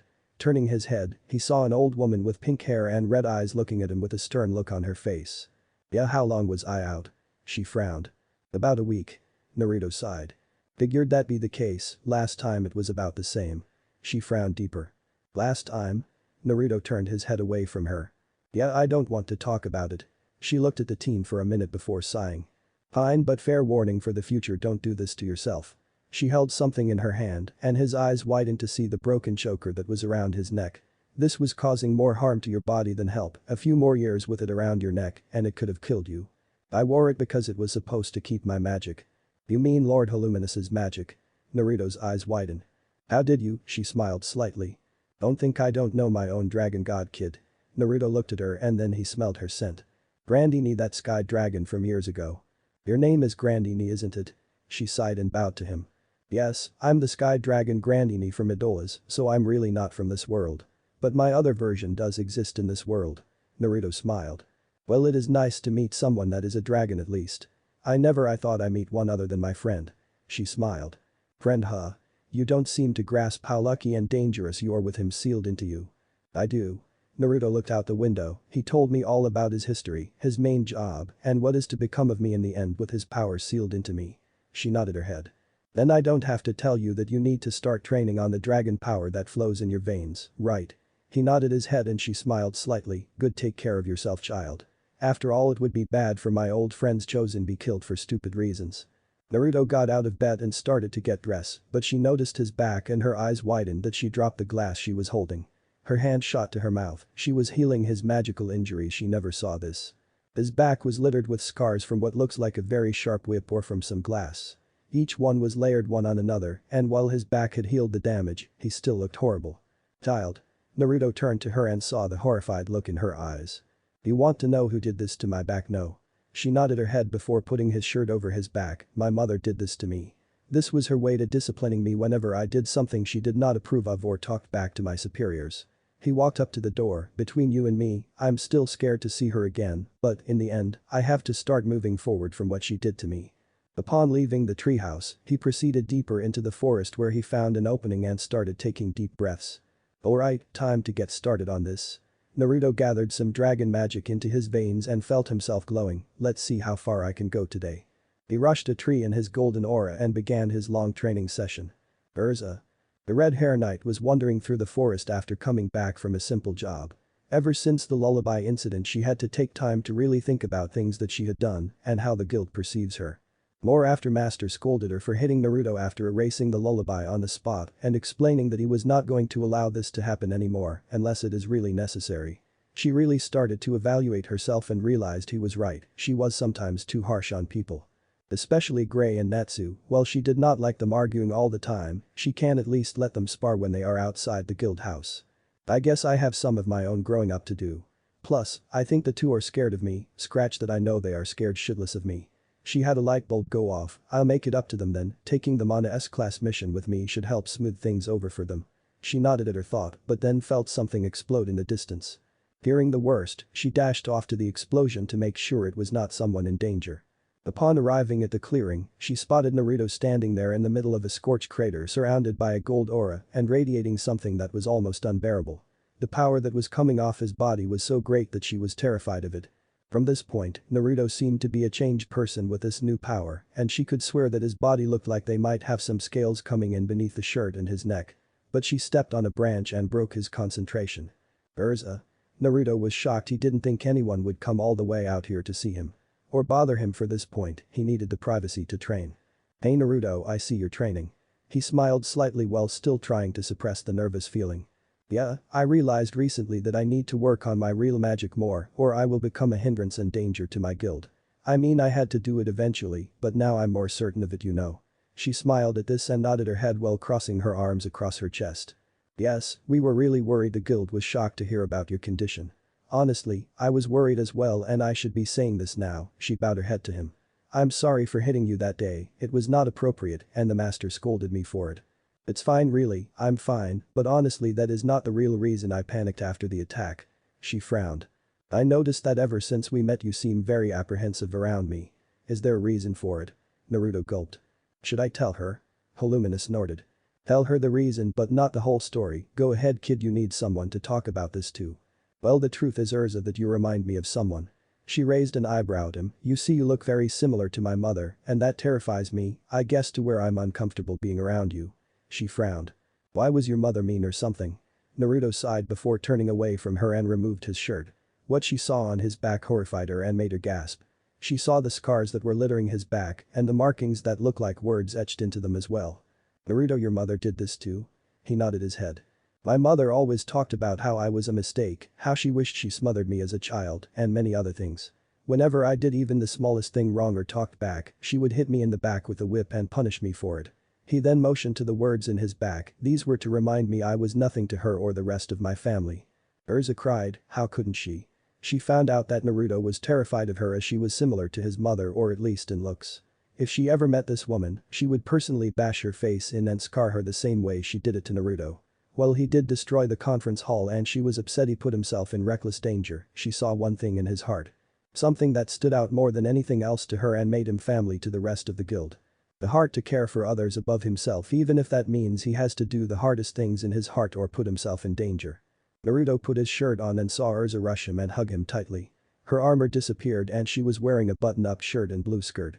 Naruto, I'm sorry, I wish I knew sooner, than I would have tried sooner to change my ways. Again. I've been thinking things over, and I realized that I've been especially harsh on the guild at times and more on people to the point they don't respect me, but fear me for my personality and my harsh treatment. She looked at him crying out of one eye, so I want to change that about the guild and try to be a better person as a whole. Naruto smiled and suppressing a shiver he hugs her back. I know we both are trying to make changes for the better. So how about this then? He pulled away from her and pointed at her. I'll help you try to be kinder and more receptive to the guild members and their actions and call you out when I think things are going too far. He then pointed to himself. You and I can work on my problems of being more open and training this power, how about it? Erza smiled and hugged him tightly before pulling away. Yep, now let's get started. She grabbed his hand and the two of them walked to the guild, leaving the destroyed field to repair itself thanks to his light magic already being casted prior. They both walked to the guild with Erza holding his hand and him trying to suppress the feeling of anxiety welling up in his chest and stomach. Luminous is trying to talk him through this, but the panic was setting in faster than he could calm himself and he was worried it was going to be getting out of control. Within a few minutes they arrived at the guild where they saw a somber look among the guildmates. But one person shouted. Erza is touching someone. Everyone turned and saw that she was holding Naruto's hand, and this caused the guild to gasp at the sight of this, while Kana laughed. Looks like little Naruto is getting pretty close to the fairy queen, huh? Naruto blushed at this and realized how it looked while Erza sighed. I'm helping him out with something. Please do not misread the situation. Oh, my Erza, you are sure that is all you are doing? Marahin had a smile on her face and was giggling at the look on her face. Erza's eyes twitched, but she took a deep breath trying to keep calm. This to work on the promise she made not to lash out at others or be as demanding. Where is the master, Marahin? She pointed over to the bar and saw him with a somber look. Walking up to him he saw the two of them holding hands and smiled. He had a feeling the child had a deep fear of someone that looked like Erza, given that he was hit once by her and muttered a name. From there, he knew the child was terrified of this person and probably tortured by them, but to see Erza making an effort to help him overcome this problem is an amazing sight. Plus, he was expecting her to lash out when someone mentioned them together and holding hands, but she seems calmer. Seems Naruto is helping her to think more than rush forward at times. Plus, this should help bring them both out of their shells more. Erza, I'm glad you're back today. Master, what's wrong? He frowned. We have a serious problem in the form of Natsu. He, Happy, and Lucy stole an S-class mission and are now en route to it. Erza's eyes turned demonic. What? The guild cowered away from her, feeling the intense aura and bloodlust she was releasing. Damn, she's scary. Romeo was hiding behind his father in fear of the red-hair woman. Mikao could only cough. Yeah, she is, son, don't piss her off, got it? He nodded his head while Wakaba was hiding underneath the table trying to avoid her gaze. At this same time, the others were backing away from her. Marahin was worried she was going to go over the top with her bloodlust, considering she was cracking the floor with her pressure. Erza, calm down. Looking at Naruto she saw a calm look on his face. Why should I? Naruto pointed to the guild, but more importantly Romeo, and saw that he was cowering away from her and was almost crying from the pressure. She took a deep breath and reined in her power, shocking the rest of the guild. Did the new guy just get Erza to calm down? That kid is something else, right, Wakaba? Definitely Mikao. He's a real man. Marahin sighed. Her brother really was confusing at times, but this was just embarrassing. Sorry everyone, I'll try not to let that happen again. Erza bowed while releasing Naruto's hand and thus shocking the guild more. Urza promising to not do something like that again. What the hell happened in the few hours since they saw her to change so much? It was creepier than when she is usually really pissed at points. Master, Makarov looked at her, do you wish me to go after them? Makarov nodded his head. Originally I sent Grey after the three of them, but sadly it seems that he might have been dragged along with them. Naruto raised an eyebrow. How long has it been since they took off and Grey went after them? I would say almost a day at this time. Naruto sighed, that was more than enough time to find someone and drag them back to the guild. Meaning that Grey definitely went along with the mission or got knocked out by a surprise attack and they took him with them and now he is forced to complete the mission with them. What job was it, master? The cursed island Galuna. Naruto raised an eyebrow at this. He heard about that while he was entering the country from some of the people on the ship. They talked about how the island was so dangerous that normal people have to stick clear of the place in fear of demons coming after them or turning into demons themselves. Crap in his mind, but he knew something was going on that island and the mission request was definitely outside the peril of most lower class mages. Do you want the two of us to go and get them? Makarov nodded his head. Yes, Naruto, while you might not officially belong to our guild you are a member of Fairy Tail and thus family. Naruto smiled. Then how about we fix that real quick? Makarov smiled and brought out the stamp. Where and what color? Naruto thought it over for a bit but decided he wear it over his heart. So, removing his shirt the guild saw his back and was horrified at what they saw, just like Urza, who frowned in acknowledging this too. More in the sense, she saw Marahin cover her mouth in shock and was crying at the sight of something so ugly on someone so nice. The cow crushed his drink in his hand, seeing the ugly marking on his back and seeing some of the words while covering his son's eyes. Gold would be preferred. He felt the stamp land on his chest and a new mark appeared on his chest in gold over his heart. Naruto wondered what happened to his temporary one, but from what he could gather, he must have lost it when after releasing Halem's power, it dispersed it due to it not being able to handle his power. Since it was not meant to last for long period it was thus erased in an instant. But this would be with him forever just like the memory and love of his friends. Putting his shirt on. So, mission for the two of us and to find those troublemakers and bring them back. Makarov nodded his head, ignoring the horrified look of the guild at the injuries their newest family member had. He had seen them while he was sleeping and he too was horrified of them. Yes, bring them all back if you can and try not to hurt them too bad, okay? Also consider this your S-class evaluation, Naruto. He gave this look to Urza, who nodded her head.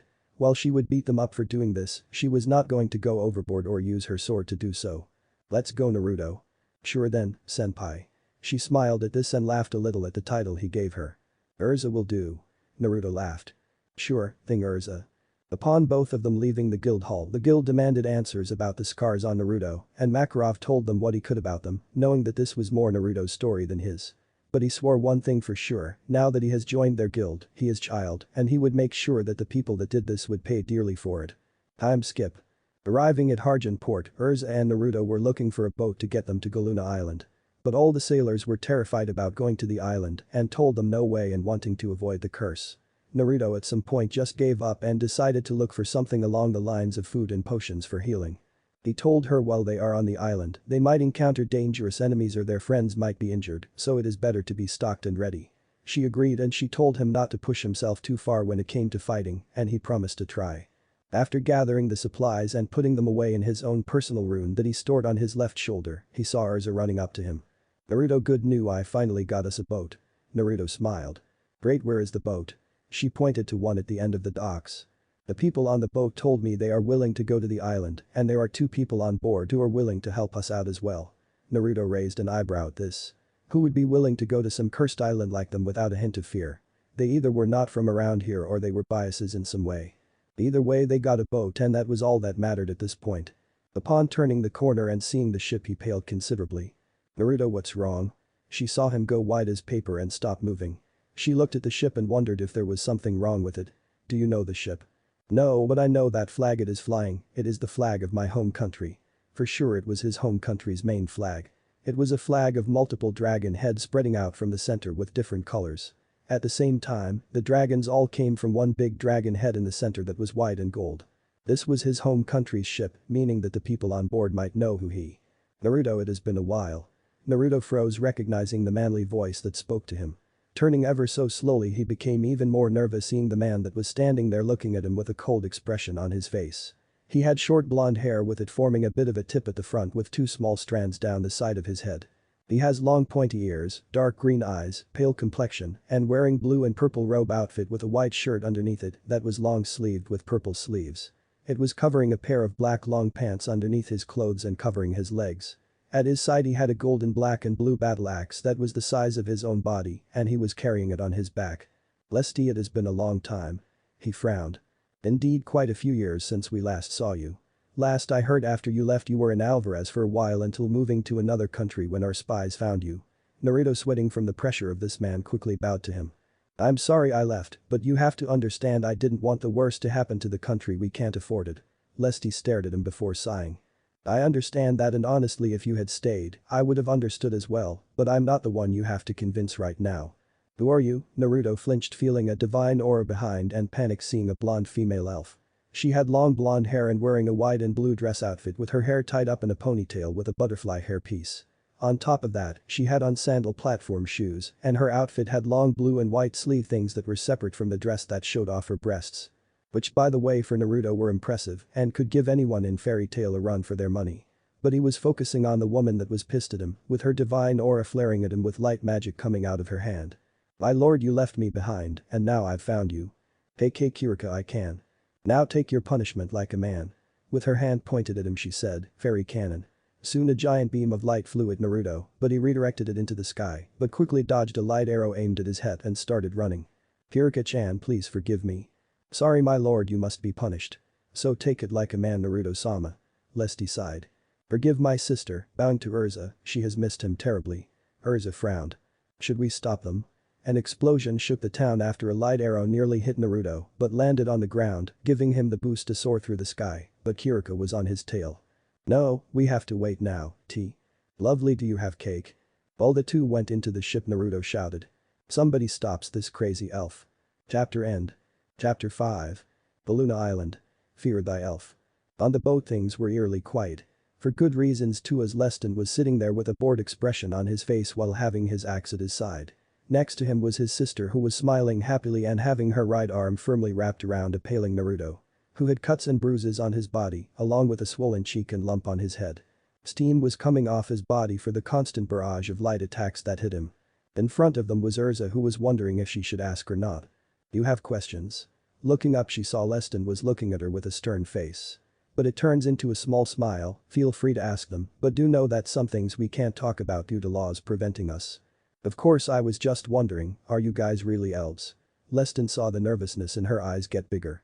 Yes we are, and don't worry, you're not the first to ask. Kirika laughed. Yes, in fact Naruto mistaken me for a goddess instead and I was absolutely swooning. She put her hand on her cheek and sighed at the memory. They were so young then, but she felt on cloud 9 when she heard him ask that question. I see, so, are your kind common in Naruto's home country?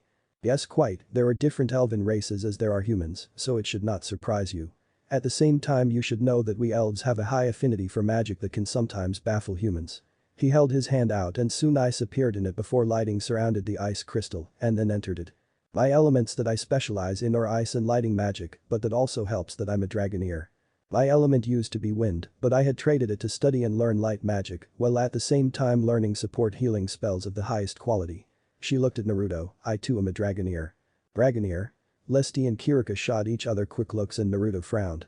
In simple terms, I guess you could say we are people that can calm dragons with our voices and even slay them if they are using the elements we practiced in. Most dragoneers are humans who specialize in one element, but due to our elven lineages, we specialize in specific elements or multiple elements. Kirika smiled. Yes, as for example anyone was to use ice or lighting against Nai-san would not be able to win due to him being able to absorb the element and control it to the point of just staring and thinking about it. He smiled. While true, that does not mean I'm unbeatable in those element fights, as attacks I don't see coming are hard to block or change. I see, so if there is a sneak attack or someone is using the element at a range you can't meet, then you can get hurt, right? Yes. Naruto sighed before saying. I'm going up on the deck to see how much further to the island. He walked up to the top floor, leaving the three alone. Kirika sighed. He is still reluctant. Leston patted his sister on the back. You have to remember what he went through. He left to protect all of us. She growled. Maybe so, but that does not excuse him just abandoning all of us. I mean, he could have taken me at least with him. Leston sighed. Nii-san, you know that would not be possible. If you went with him people would be able to track you, meaning you would be in danger as well. Plus with what we learned there is no telling what the family would do to keep us quiet. Urza felt out of place but decided to ask. If you don't mind, is this family that this woman Kushina is from the one looking for him? Kiriko was shocked to hear this from her mouth along with Leston. How do you? Urza cut off the female elf. Naruto showed me his back and the scars that were left behind. Honestly, we are helping each other with me trying to get him more comfortable around me. Leston stared at the girl for a second and so did Kiriko. I see. Kiriko looked out the window ignoring the girl while Leston bowed his head to her. Sorry, my sister cares deeply for Naruto, so it is kind of hard for her to deal with someone else helping him other than herself. You are doing a great job given that he is comfortable enough to be in your presence without freaking out. Urza smiled. Well, I held his hand and stuff so it should be helping hopefully. Urza saw Kiriko gripping her seat, but he is also helping me be less strict and more receptive to other people's ideas and comments without going over the top. I see. The ship went quiet for a while with Leston looking at the stairs leading to the upper deck and seeing if Naruto was coming back yet. But seeing he was not, he looked at his sister who sighed and they turned to Urza. Urza, you know Kushina, which means you know that she is his mother, correct? Yes, but what does that? Kiriko held her hand stopping her from talking. You should know that is not true though. Huh? Urza was confused now. Kushina was not his mother. You see, while Naruto was gone from the country we uncovered some hidden documents about Naruto's birth hidden by the family. It turns out that he is the son of a Uzumaki priestess named Kalia Uzumaki and she was heralded as the next head of the family. From what I can gather, she did not want the position so she left the home but came home with a child in her womb. But died giving birth to him and thus he was left in the care of his family. At least it is how it looks, but the reality was she wanted his godfather to take him in, but that part was ignored and he was lied and tortured for this. But that does not make sense. Why be cruel to him? Leston sighed. Honestly, we don't know the fully story, but there is something about a prophecy foretelling of a powerful child from the clan. At first it was believed to be their children, so they die not think much of Naruto or his lineage, but after the dragon ride and learning of his mother having connections to one of the oldest dragons in existence and considered the god of their race, well, I guess they could not stand him being superior to them. Dragon's right. It is a long story and something we can't tell you. But please know we are going to tell Naruto his mother after this job is over and we settle into Magnolia as it is needed. We need him to know he was born into this world by the love of his mother and was meant to be in his godfather's care. Who is his godfather? Kiriko smiled. Why, it is. Hey, we're here. Everyone below the deck gathered their things and head up top to see Naruto already healed up from his comical bruising and standing there with Dragon's Bane in a katana form. The captain looked. If it is alright with all of you, I will pull the ship away and be back in 3 days. Does this work for you? Kiriko looked at him with a smile and the image of the kanji death floating behind her. You'll stay here, won't you? I mean, I would hate to have to go through the trouble of piloting this ship while you swim back to the coast. No. The man shivered. Scary. Naruto's sweat dropped. Idiot. Why yes, ma'am. Soon the four took off onto the island while Naruto spread his senses all over the place. Reaching the forest line, Naruto said. I sensed 2 energies near our location on the far beach, a large group of signatures to the far north, most likely a village or something, and some at that temple on the hill and one in the forest. Urza sighed. My guess is that everyone got split up. Can you tell who is who, Naruto? He frowned. No, I can only tell where everyone is, but I can tell the ones on the beach are fighting, given the amount of magic that is being released at this time. Urza frowned. That is not good, we should head that way first. Naruto turned to Kiriko and Leston. Can you two go to the north and see if that is a village and if you can help them? Leston nodded his head and so did Kiriko, but you could see it was forced. Be careful, Naruto, and don't overexert yourself. Naruto snorted. I'm stronger than you last saw me, but thanks. Soon the 2 elves took off in a dash while Naruto and Urza proceeded along the beach and soon saw 2 girls fighting on the beach line. One was a pink-haired girl wearing some kind dark dress and skirt, standing on a stone golem of some kind. The other was Lucy, who had summoned Aquarius again, and a huge tsunami of water came at both of them, taking them both along for the ride and destroying the golem. In the time of the spirit disappearing, the 2 started fist fighting until Lucy shouted. Don't mess with Fairy Tail. Naruto smiled seeing her knock out the girl while Urza sighed. She is reckless like the others. Naruto laughed. Maybe, but you got to admit, for someone that is here new still like myself, she has come a far way now. Urza smiled. True, but she is still getting punished. Naruto laughed. No doubt, but let's try not to scare the poor thing too bad. Urza nodded her head. Given that she was sure Lucy was dragged onto this mission for the promise of some kind of special item, she would not be angry at her. More, she was angry at Natsu for stealing the mission in the first place, Gray for not returning with the group in question, and for Happy taking the mission in the first place. While Lucy went along with this and did commit a crime in the guild, she was most likely going to be let off with a minor fee and some minor punishment, such as working for the guild for free for a week. Avenge me, Angelica. Urza and Naruto saw a giant rat appear out of the tree lines, and Lucy, not being able to move, was about to be crushed. Urza rushed forward and cut the rat down, while Naruto quickly appeared at her side. Nad carried her away. "Naruto, you're here." Naruto smiled. Yes, surprised. She smiled and hugged him tightly. "I was so worried after you passed out, and seeing you in that condition I couldn't help but worry about your health." Naruto patted her back. "Don't worry about it, I'm feeling much better now and starting to make plans of moving forward." She smiled but paled seeing the red-haired knight approaching her with sword still out. "Urza." The girl in question motioned Naruto to put her down, and soon the swords disappeared while Urza hugged the blonde. Lucy in shock but could feel the knight shaking. "You idiot, how could you do something so reckless? S-class requests are dangerous for a reason, as most can kill people on their own, even I think twice before doing them." Lucy looked as Urza was frowning at her, and she could not help but feel guilty. She should not have been sucked into this mission in the first place, and she knew it. "I'm sorry, Urza, please let me explain why I went along, and I promise I'll take whatever punishment." It all started when Natsu came to her apartment with an S-class job and told her they are going big time. She at first was against this, knowing there had to some kind of rule against this, and did not want to be part of it even if there is a large reward to them. But when she had the poster and saw the Golden Gate key, she immediately agreed to go on the mission. She should have not done it and realized that the reason Urza was made was she was worried about their safety. "I see." Urza sighed. She figured Natsu and Happy were behind this mess. She smiled. "I'm glad you're okay, and lucky for you this mission is serving as Naruto's test for S-class." Really, she looked at the blonde boy and he smiled while giving a peace sign. "Yep, turns out after officially joining the guild that means I can become an S-class mage due to the power I showed against Lullaby." "I see." She frowned. "Urza, please listen, I'm sorry about this mess and promise to come quietly." Urza smiled and hugged her closely. "Just promise me you won't do this again. We'll call it even for me, okay?"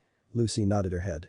"Lucy, are you the—" Happy saw Urza standing there and tried to fly away, but was quickly caught by Naruto, who flashed up to him and brought him to the ground. After explaining what they know about the island and the things going on at this time, and what was causing the moonshine, Urza and Naruto knew they had to do something soon. Lullaby was a demon, and one that was powerful that it required someone to seal it in ice, thus this did not bode well for the island. So after getting the two in care, they head back to the main village where they met the human-turned demons and started healing their members, or in the case of Naruto, healing Gray to be yelled at. Hours passed and they strategized how they were going to take the temple with Leston, insisting that he take this cold emperor and show him the true power of ice magic. They agreed while Naruto talked about looking at this demon and its seal, hoping to find a way to make it sure it stays sealed entirely. While this is going on, Gray woke up and walked into the tent. Sitting there, Urza had a glare on her face. "You made me wait, not a good thing, Gray." Lucy and Happy were cowering behind Naruto and he smiled. "Good to see you're okay, Naruto and Urza." The girl frown deepened. "Gray, do you know how much trouble you guys are in now?" "Yes, I do, but I can't leave, as you know." "We know, Lucy told us everything." "Well, normally I would not stand for this mess. Naruto is using this mission as his evaluation test right now. So we are going to complete this mission and then we are going to head home, got it?" Gray nodded his head. Happy she was willing to help these innocent people, but she walked up to him and removing a glove on her right hand slapped him. His face turned to the side in shock of the slap. Normally it was a punch, but this hurt more than anything else. "You idiot." She hugged him and looked at him in the eyes with sadness in them. "I was so worried about you four when this got back to me. Do you guys not understand how dangerous these missions are? I mean, I was planning on taking you and Natsu with me on an S-class job to say sorry for being so harsh on you two for all these years and get you ready for them in the future when you both become S-class." "Really?" "Yes, but now you're going to receive punishment for failing to do your job, Gray. Now we have strategized how to attack the temple and ready to make our move." Gray nodded his head and soon the group moved out of the tent and head up to the temple. On the way there, Gray talked about how his master sealed the demon Delioria in the ice shell in the hopes of freeing him from his darkness. From this point he tells more about his life with her and how his bad habits started from her teachings and this led to him seeing her as his mother. But after she sealed herself, Lion, his fellow pupil, hated him for this and blamed her death on him. He went to Fairy Tail hoping to find someone that could help him, but Makarov told him the truth about the ice shell and unsealing the demon would be the same as killing his teacher. He goes into detail about the spell and Naruto frowned. "Hallam, is it possible that this spell could be containing her life force in the ice?" "It is likely, Brad. I heard of this spell as many humans created it over the ages. But to hear that it is melting, meaning that it might actually kill their teacher at this rate. So if we hurry, can we save her then?" Yes, but at the same time I will have to pitch in the spell that this requires more magic than you're capable of controlling or summoning period. Okay, Naruto looked at the group. Hey guys, there is something I want to check out about the ice shell, so I'm going to head on in and find the demon. Okay. Gray frowned. What are you going to do? Naruto smiled at him. Trust me Gray, if it goes the way I know it will, then you're going to thank me for this. He then took off, leaving them calling for him to call back while Kirika sighed. Always the hero, no Naruto-sama. Leston laughed. It would not be him if that was not the case. Head after him sister, I'll go with Gray. She nodded her head and chased after Naruto, while Gray and the rest of them were surrounded by the followers of the Cold Emperor. Urza told the two of them to while Happy, herself, and Lucy held these people off. Upon entering the temple, Gray and Leston see Natsu fighting Lion, who is unmasked and standing there with a dark glare on his face. Gray, I see you've come back, and this time with a weak ally. Leston snorted. Kid, you're too young to start talking shit to me. With a flick of his hand, ice shot from the floor and sent him flying across the room. This move shocked Gray, as he never saw ice mastery of this level before, while Natsu saw how strong this guy was. You bastard, how dare you do this to the Cold Emperor? Gray frowned. Lion, you would go this far? To prove you surpassed her, sensei. Why free the thing that she fought to seal? Why kill her to do this? Lion frowned. By killing you mean that chunk of ice, then save it. I know all about the ice shell, our teacher is long gone, and that is all it is, a giant chunk of ice. Gray's eyes widened. You knew. You still did this knowing it. He smiled. What of it? Natsu saw the anger in Gray's eyes and saw the masked freak doing something in the corner. Before he could figure it out, the whole temple retilted itself right side up and thus allowing moon drip to fall on the ice. Bastard. How did you do that? The man looked at the fire dragon and laughed before running off. Natsu chased after him, demanding answers, while Leston sighed. Quite the meathead, that one. Yeah, he is always like that. Leston smiled. Reminds me of someone I know, fire user that acts the same way as him. Gray smiled but saw Lion aim one of his hands out and fire an ice dragon at them. But the minute the attack approached, Listen swung his axe at the attack. This shattered it completely, shocking the two of them with the lack of effort he was showing in this fight. Is that really the best you got, so-called Cold Emperor? Lion growled and threw his cloak to the side before summoning more ice magic. You will not stop me from reaching my ambition. Gray growled. I won't lose to you, Lion. Leston frowned. Come and get me, boy. Soon the three ice wizards began their battle of the strongest ice wizard. Down in the caverns, Naruto was looking at the ice shell and saw the life force flowing around the demon. There is enough for me to do this. Indeed, but please remember this is going to hurt a lot and drain you badly. Dotted Harlem. Naruto waved his hands in front of him and closed his eyes. With them crossed over each other, he then opened them, revealing his golden eyes, before a golden circle with a dragon and a crown on the dragon appearing above him. Forbidden art. Life reconstruction. The ice started to glow, the ice started to disappear slowly, but in its place was the form of golden energy forming the shape of an adult woman. She was slowly coming into a clearer image, with it having short black hair, a red top that hugged her impressive breasts, some shorts, and a brown jacket. The woman had pale skin and her eyes were closed. Before long the woman fell onto the floor and Naruto fell to the ground in exhaustion, using both his own magic and the magic of Harlem, which put his body into overdrive. It is similar to using too much muscle movement, leaving him almost immobile at this point. Naruto-sama, are you alright? Naruto smiled at Kirika. Yeah, but help her first. I'll get back to my feet soon. Kirika nodded her head and walked up to the woman, picking her up and helping her over to him. Naruto smiled. Their students missed you, A demon roar raged in the cave, with Naruto seeing the demon standing there glaring at them. Getting to his feet, he glared down the monster and motioned for Kirika to take the woman out of here. From there he motioned to the demon with one of his hands. Let's go, you half-baked demon. Roar. Chapter end. Chapter 6. Galuna's conclusion. Naruto stared down the demon daily aura and is not surprised to feel its fading life force. More so, that the creature itself was becoming weaker as the minutes passed by. Looks like Ice Shell did more damage than expected on the demon. Indeed, I would guess one powerful strike from a light spell and it will die. Yep, sounds about right. Naruto held his hand out in front of his face and shouted. Holy light. Shining javelin. The bolt of light in the form of a javelin fired out of the magical circle and pierced the demon's head, making it scream in pain. Soon the monster started to crumble from the years of deterioration and then having its life force drained. Naruto sighed, rubbing the back of his head.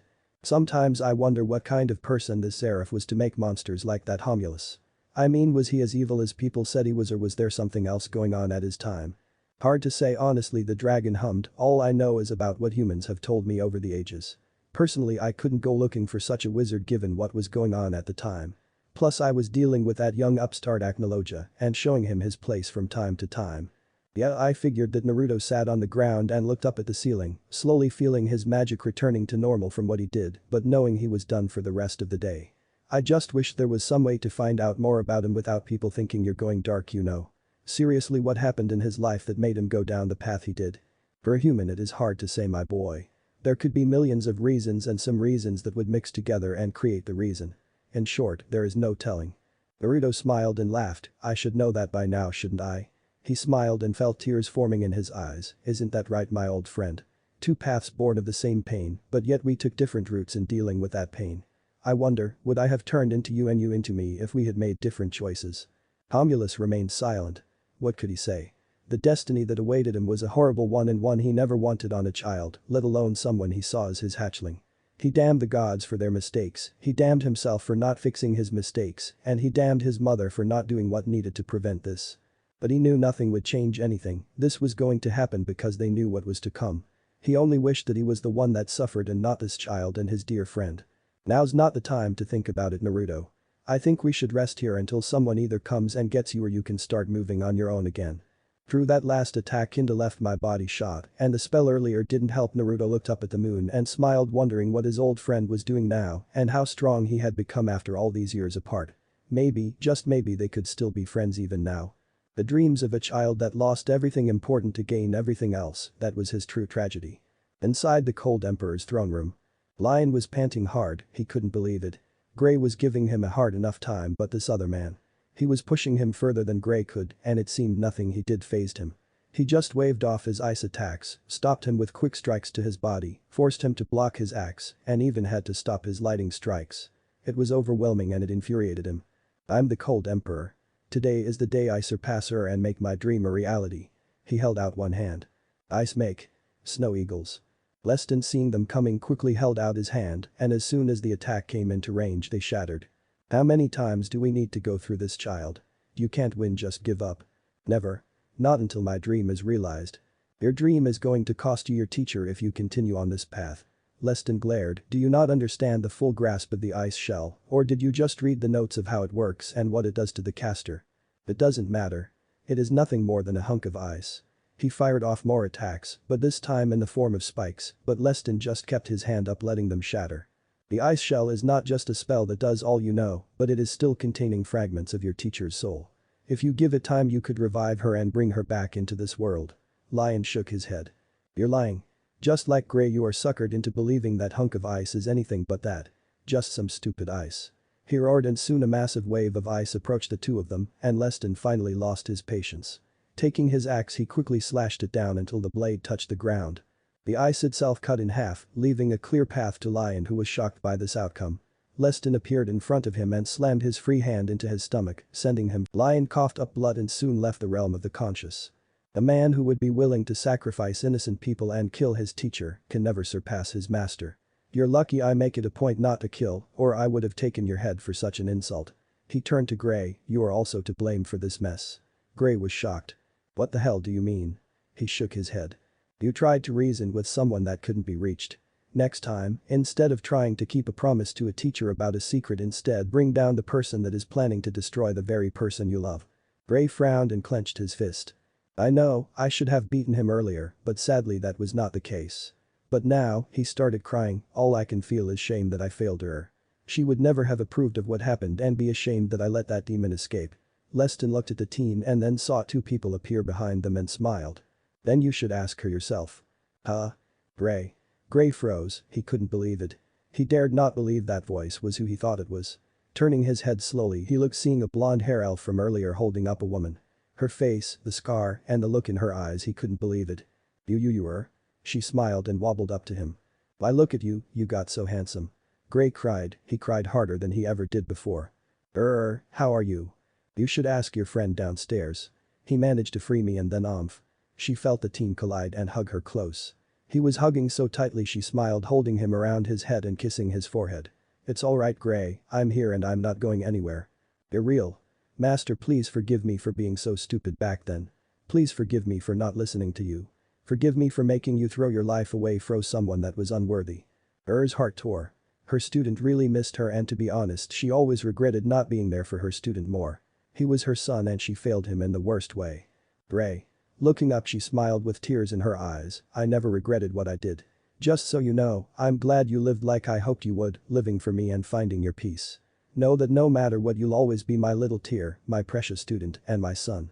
Gray's eyes broke into bigger tears, and he quickly cried into her chest with her hugging him closer, whispering soothing words in his ear. Leston smiled and Kirika sniffled a bit before wiping her eyes. Is Naruto okay? She smiled. Yes, no doubt he killed the demon by now. Gray's eyes shot open, hearing this information. Wait, Naruto did this? Her laughed. So that was the man's name. I have to thank him for everything.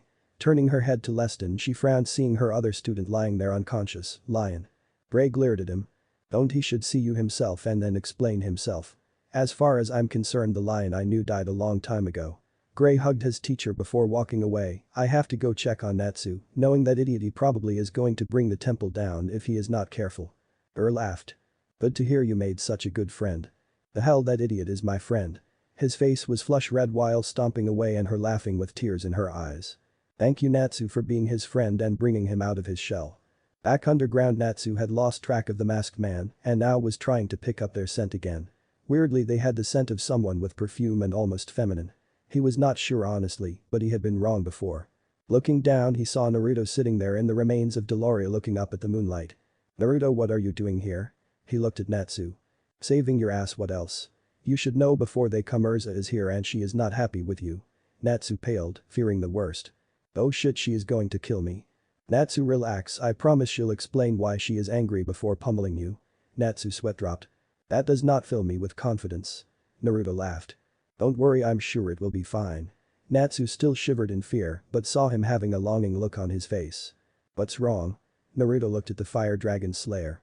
Nothing, just thinking of the past and how I hurt the people I loved by running. Natsu looked serious and sat down with him. Why did you run? Naruto sighed. People were planning to start a huge war over me, my friends and new family were going to fight to protect me. But I didn't want that, so I decided to leave, that way the enemy would look for me instead of picking a fight and potentially killing the people I love. Oh. Natsu looked up at the moon and then back at Naruto and smiled. I'm not sure if I would make the same choice, but I can tell this much, you really did the choice you thought was best. True, you hurt your friends, but you did it with them in mind. No matter what, I think they would love you even with this and are only angry as they were so worried. He sounds just like. In a split second he saw a person with silver blonde hair for just a second. Maybe. Naruto smiled, knowing them, I'm going to be spending a lot of time making up to them. He then laughed, some are going to take more than others, I mean some are scarier than Urza when she is mad. Natsu paled. Seriously? Oh yeah, it is scary, but they are really sweet when you get to know them. Natsu looked and smiled. Sounds like they would fit into our family. Naruto laughed. You have no idea how right you are. He then turned sad and smiled. Hey Natsu. Yeah? If you had a friend that did something horrible and you know nothing can change it, what would you do? Natsu looked confused. Not sure honestly, I would hit them in the face as hard as I can and explain why I'm doing it while knocking them out. Naruto looked at him and saw how serious he was and laughed harder than he ever had in the last few years. Natsu was a little confused but smiled, seeing how happy he made him with his comment, and laughed too. Everyone arrived, seeing the two teens sharing a good laugh and joking here and there. Urza wanted to confront the fire dragon, but Leston shook his head with his sister joining and smiling at him. Remained behind to confront her other student. Let him have this. It has been a really long time since I seen this. What? Leston smiled, seeing a younger Naruto and another teen with two others standing around them with smiles and laughter in the air. Since he had someone he could truly come to care for and love as a brother again.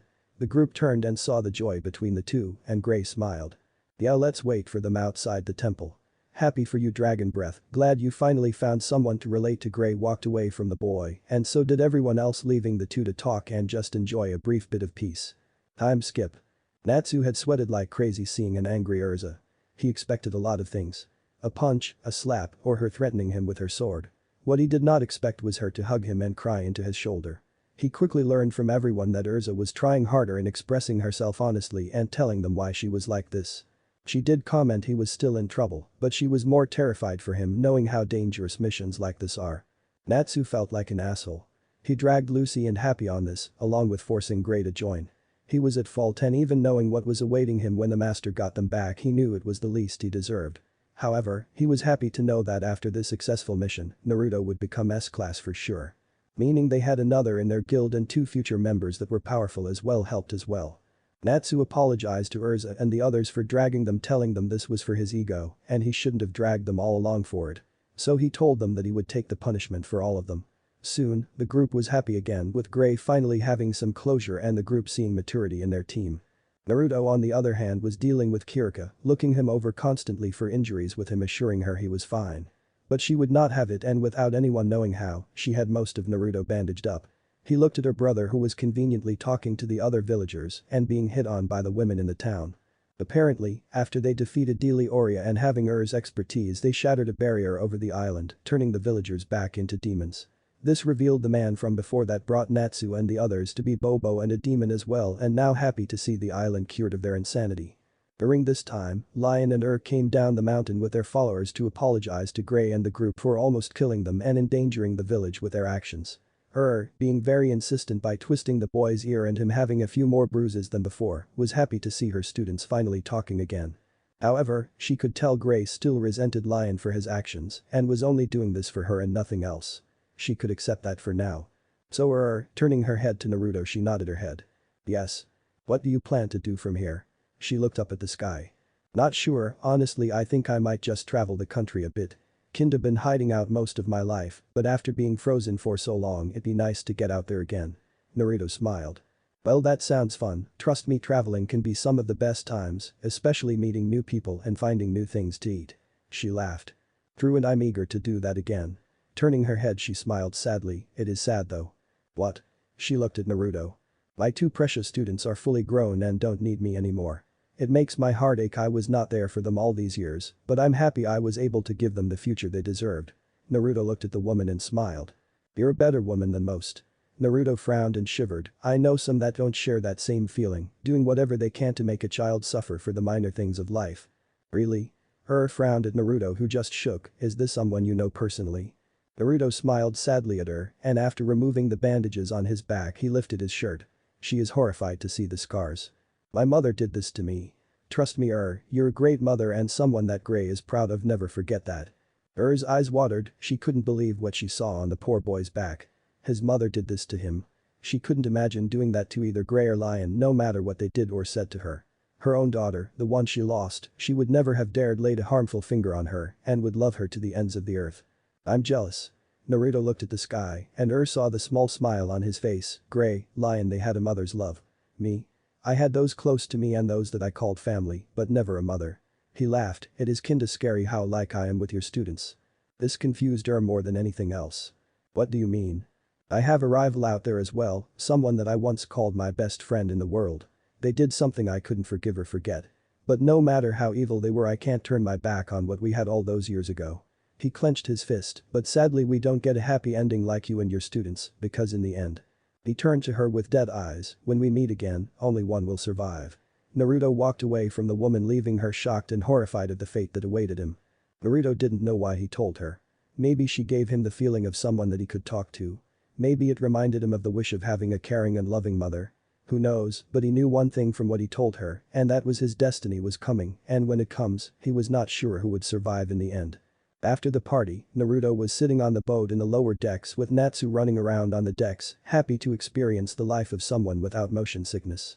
Gray was just ignoring him while talking to his teacher who decided to tag along with their trip. Urza was watching them with a smile on her face, and Lucy was just happy she got the golden zodiac key from the job. Leston and Kirika were making sure the ship was proceeding to the nearby port before being released to go home. Naruto was not eager, now that these two were here the others were going to come, and there was not telling how they would react to him being a mage in another country. Worse, he was afraid this meant his family would come for him now knowing where he is and try to drag him back so they could use him more. Naruto. Turning his head he saw Leston coming below deck, listen there is something you should know. I was planning on telling you this when we got into town, but I think it is better you heard this now. Okay what? Sitting up he looked at his longtime teacher in hand-to-hand and weapons. Naruto, Kushina Uzumaki, she is not your mother. Silence, neither of them said or did a thing for a duration of time. Naruto having the feeling of ice water being dropped on his body leaving him speechless. What? I said Kushina was never your mother. In fact, she is your aunt. Naruto looked at Leston, and he could sense the tension and the rage coming off Naruto. Leston, if you're lying. My sister would have killed me if I had lied about something like this. Naruto looked closely, just staring straight at him with his dragon, trying to calm him down to prevent him from doing something he might regret. After a few minutes went by, he sighed and looked at the ceiling. Then who was she? Leston sighed and rubbed the back of his head. Your mother was known as the Dragon Priestess. Your mother is famous in our country for her talent and skill in taming and slaying dragons that crossed her path. Kushina was never half the person that your mother was and considered a second-rate warrior. Sadly, your mother was someone that never liked being in one place for too long, loving to travel all around and do things that she wanted on a whim. So that means she could be. No, she is dead. She died giving birth to you. Her final wish was for you to be in the hands of your godfather, but sadly this went unheeded by your family and they are being charged with it. He shook his head and sighed, sadly your father is still a mystery. From what we gathered, she traveled to some far-off country and after arriving there she encountered him and soon you were created from their time together. I see, so then he is still out there. Leston nodded his head, but Naruto asked, what about Kushina and Minato? Do they know about you guys knowing? He laughed a little. Oh yeah, they know, more they are in hiding after many of their former friends and allies found out as well. Most of your former clan is furious that this information was concealed, that they considered them traitors and disowned them from the family and have appointed your grandfather as the head of the family again. Naruto laughed, serves them right. But still it is nice to know the clan at least is making the right choices in repairing their broken reputation. Naruto smiled, might send a letter in the future to my grandfather to let him know that I forgive him for not being there after being lied to all these years. But. Naruto looked at Leston for his question. But nothing. I forgive my grandfather as he never really harmed me or did anything to me. In fact, he was appalled with my treatment. But that does not change that the clan is not my real family. He smiled at Leston and without warning closed the distance before hugging him tightly. The elf was shocked, he was expecting Naruto to hit him, denying that this information was true, but he accepted it. What the fuck happened him in this place to change him so drastically from the pessimistic boy from before? You and the others are my family, I'm starting to realize that. Just like Fairy Tail, I'm starting to understand how much you all mean to me. So let me say thank you, big brother. Leston smiled, hugging him back. Anything for you, little brother. Looking up, he heard the boat dock and the captain shouting that they are here. It looks like our ride is over. Yeah. Naruto smiled and walked to the top of the boat, time to go back home. Leston didn't know why, but when he watched Naruto walk up the top of the ship he swore he saw a different person in his position. I wonder why does he seem so familiar? Magnolia. Naruto arrived home and he was greeted with cheers from the guild and welcoming hugs by some of the people there. He laughed and they partied while Natsu was dragged off by Makarov to be lectured on his actions. Naruto could only laugh at the once brave teen paling at the punishment that waited for him. For the rest of the day, he just sat in the corner mopping until Gray went over and motioned for him to bring it on. Soon a fight broke out between the two and they continued sparring with no magic and Urza watched closely to make sure things didn't get too out of hand but smiled at their fist fight. Taking in their form and how to help them correct it in the future. Naruto, he just watched as Leston scared the shit out of some of the men of the guild for staring at his sister with lust. He even fired a bolt of lightning when Loki got too close and he laughed seeing the man running from the usually calm and cool Leston. Kirika just sighed and quickly brought him some food and a drink, offering to feed him. He could see the envy in the men's eyes and just thought it was hilarious as they did not know her terrifying side that came out when she was annoyed. Naruto soon found his raiment spilt and in the moment of rage, he quickly leapt into action and starting fighting both Natsu and Gray for spilling his food.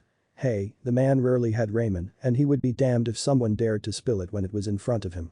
Especially when Kirika did it, as surprisingly her cooking had gotten better over the years. Naruto had to spend a little time casting the repair spell again to fix up the place after he was done beating the crap out of everyone around him. Then Naruto found out Kirika and Leston would be joining the guild, so they got their own guild marks with Leston having it stamped on his neck in blue and red, while his sister got it in an intimate spot on her thigh, making him blush at the location. Also, Leston threatened several men with his axe if they dared to peek at her mark. Murahin laughed as her brother was the same way and all Kirika could do is sigh at how overprotective he was of her and she told Murahin. My heart and soul belongs only to one person and that person is Naruto. I would never dare let any other man do something to me that is his by right.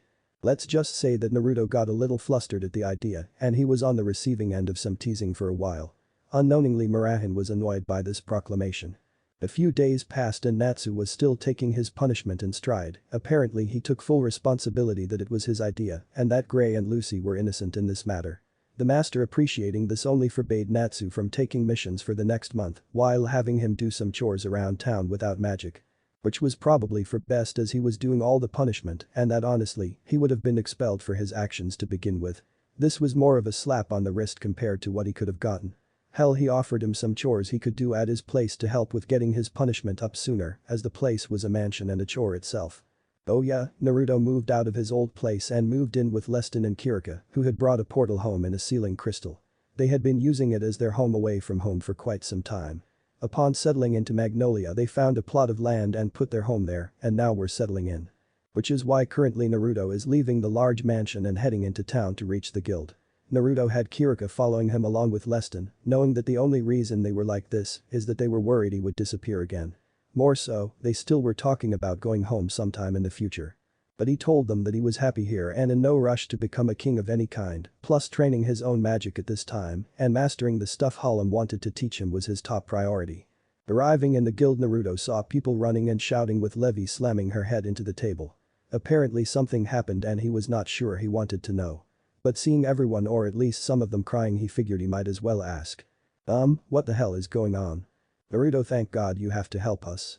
Loki grabbed his shoulders, and this led to Kirika getting a tick mark and twisting his arm behind his back. Please refrain from touching his holiness, perverted scum. Cut it out, it's me, Natsu. Naruto looked at him in confusion. No, you're Loki, nice try though. No, I'm serious, I remember the talk we had in the cave back on Galuna Island. Maybe, but that is not, he quickly whispered something that he picked up with his draconic hearing. Well, I'll be it is Natsu. How can you be sure? Turning to Leston, Naruto deadpanned. Only he would know about what he whispered. What was it, your holiness? Naruto sweated. Nothing important, so Natsu, how the hell did you end up like this? The teen cried tears. I don't know, I read some kind of mission on the board and when I did there was a bright light and I woke up in Loki's body. Then Lucy was in Gray's body while Gray was in Lucy, Urza is in Happy while Happy is in Urza. Naruto looked, seeing what he was saying was true, with Happy having that stupid looking grin on his face but on Urza's body. Interesting. Naruto looked at Mirahin doing some poses with the master's staff at her side. I'm guessing there is more to this story then? Yes. Turning his head, he saw Levi sigh. You see, I tried to undo the whole thing, but in the end I was only able to get Lucy and Gray back. But the spell then spread to the others and soon almost everyone has switched bodies with someone. Naruto looked around the room, seeing people running around and panicking all over the place, and Naruto could only sigh. Can I see the mission briefing that did this? Sure, here. Naruto took the sheet and after reading it for a few seconds, fell to the floor laughing. Oh my god, you actually fell for this. Ha ha ha ha ha. Holy shit, this is priceless. Leston, curious, looked at the scroll and quickly turned his head and released a cough. It is pretty funny. Indeed, Kirika laughed, seeing the contract. Wait, you mean you guys know this? Levi was shocked how casual they were being about this whole thing. Yes, you see, the spell that was casted is a prank spell. The spell switches the person with people nearby at random. But the trick is that anyone that tries to undo the spell but messes up only adds more to the spell as a whole, making it affect more people around them. Damn it. Are you telling me I'm stuck like this? Turning his head to Loki Natsu, he shook his head. No, calm down everyone, this spell wears off in about a week. Everyone paled. I can't be stuck in this body for a week. I don't know if I can stand to be a cat that long. Naruto sighed, seeing Urza and Mirahin being the most panicking about their bodies. Not surprisingly, since he knew what they were going through. Relax, everyone, look, I can switch you back, but I can only do one pairing an hour. Naruto put his fingers out, showing a ball of light. You see, this spell originates from our home country, and trust me, we've been caught in this in a variety of ways. Hell, I was in Kirika's body for a short while and some other women's body. Trust me, it is weird to have something like that happen. Kirika blushed, remembering her own time in Naruto's body. She knew for a fact her holiness was something akin to gifted in certain manners. Indeed, I remembered when the king ended up in your body and did that. Naruto glared at Leston for bringing this up. You swore you would not bring that up again. I can't help it. He smiled at the teen, the actions were just too funny, especially the look on your face. Naruto growled. Drop it. Turning his head, alright, since I can only do this once every hour, I'll start with Master and Mirahin, as she is freaking out the most about this. Yes, please. The master gave a very feminine gesture and made Naruto turn green a bit. Save that for when you're back in your own body, right now it makes me uncomfortable. Turning his head to the master, plus I think you are overreacting, as the master would never do something unbecoming in your body. Makarov in Mirahin's body nodded his head. He's right, I respect you girls' privacy and would never do something that would violate the trust you have in me. Well, I might be a little perverted, you're like my own daughter, so I would never do something to violate that trust. Marahin Makarov smiled. Thank you, master. Naruto nodded his head and put his fingers on the foreheads of Makarov and Marahin. He soon pulled them away, leaving their bodies lumping and two glowing orbs at his fingertips. Crossing his arms, he put them against the foreheads of the original person and soon took his hand away. The two woke up and smiled. Thank you, Naruto-kun. Yes, thank you, my boy. While I enjoyed the new experience, I can tell you it is nice to be back in something so familiar. No problem, master, Marahin. Marahin smiled wickedly and leaned over. Here is a thank you gift. Without warning, she captured Naruto's lips in a deep kiss and then pulled away giggling. You should know my gratitude is something of a rarity, so I hope you appreciate it. Leston heard the sound of snapping and saw his sister and sweated a little bit. Oh my, it would seem I broke the railing. Everyone saw her holding the metal railing and her gripping it to the point that it was bending in half. A tick mark on her forehead hinted at the rage she was feeling at this very moment, that and the golden aura forming some kind of mask behind her did not help. Everyone sweated while Marahin just created her own aura and mask appeared behind her. Oh my, destroying property in the guild is unbecoming of a lady, wouldn't you say? I wouldn't know, as a priestess I don't really have the same obligations other than to serve my holiness's every desire. She pushed her breasts up making them bounce, and I'm more than equipped to handle his every desire. Marahin gained a tick mark of her own. Oh, I'm not sure about that. After all, size is not important but performance, and I think you might be lacking in that department. Naruto could only sweat drop at this and wondered.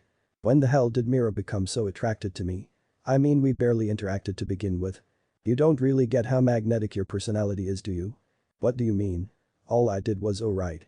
Yes, display of strength, talent and skill along with a kind heart play a hand in this dumbus. Great, Naruto sighed, knowing was going to become worse when the others eventually showed up. In the next few hours he had managed to switch people back into their bodies and got several boob-filled hugs from Urza and Kana, who also added a hot kiss for getting her back in her proper body. Naruto blushed hard and soon this started a fight between the three girls and leaving Naruto processing what the hell just happened. Not before Urza gave him a kiss on the cheek and blushed, saying that she was happy to be back in her own body. Naruto felt this was more intense than the others and this only seemed to make things worse, with the others arguing with her and soon a fight breaking out with them. Foreign land. Are you sure about the reports? Hi Danzo-sama, we have found the dragon host. The old man hummed while rubbing his cane. Good, make preparations. We will use that feeble guild as a means to get our weapon. Hi Danzo-sama. The man disappeared from the shadows, leaving the bandaged wrapped-faced man to glare in the darkness. You know, once we get him back the kingdom will fight us for him, right? Danzo looked behind him and frowned. The kingdom won't dare oppose us when we have the ultimate weapon in our possession, Minato. A blonde-hair man frowned at this comment while having a white Haori. You know, it was your genius idea of using him as a living battery. If we had not done that and just. You dare to question me, boy? Everything I do has a purpose, something you can't see, of course. Minato frowned. Oh really? So losing your eye to the black-haired teen and losing half of your forces to him as well is part of your divine plan? Danzo glared at the man for his mocking tone. Minato on the other hand just blew off his glare and walked away. We will get our forces together for the joint attack with Phantom. Make no mistake, if they get in the way we will kill them for this. Danzo heard the man leave but sighed. Foolish brat, only the stupid would believe in the dark guild that masquerades as a light guild. Danzo rubbed his wrapped arm, but soon it won't matter. When my weapon is back in my position, then I will no longer need any of you fools and will claim what was mine in the first place. In another part of the village, a white-haired teen princess was glaring at the letter she had received. So you're in Fiore, my love, well it is time for me to come and claim you. Soon she sung one song and a giant fire dragon appeared from the sky and she hopped onto its back, letting it fly her away. Chapter end. What if Naruto has all dragon's power in fairy tale? And thanks for watching my video till the end. If you enjoy this content then do consider subscribing to my channel and leave a like if you guys need the next part. Comment down and thanks for watching the video and see you guys next video.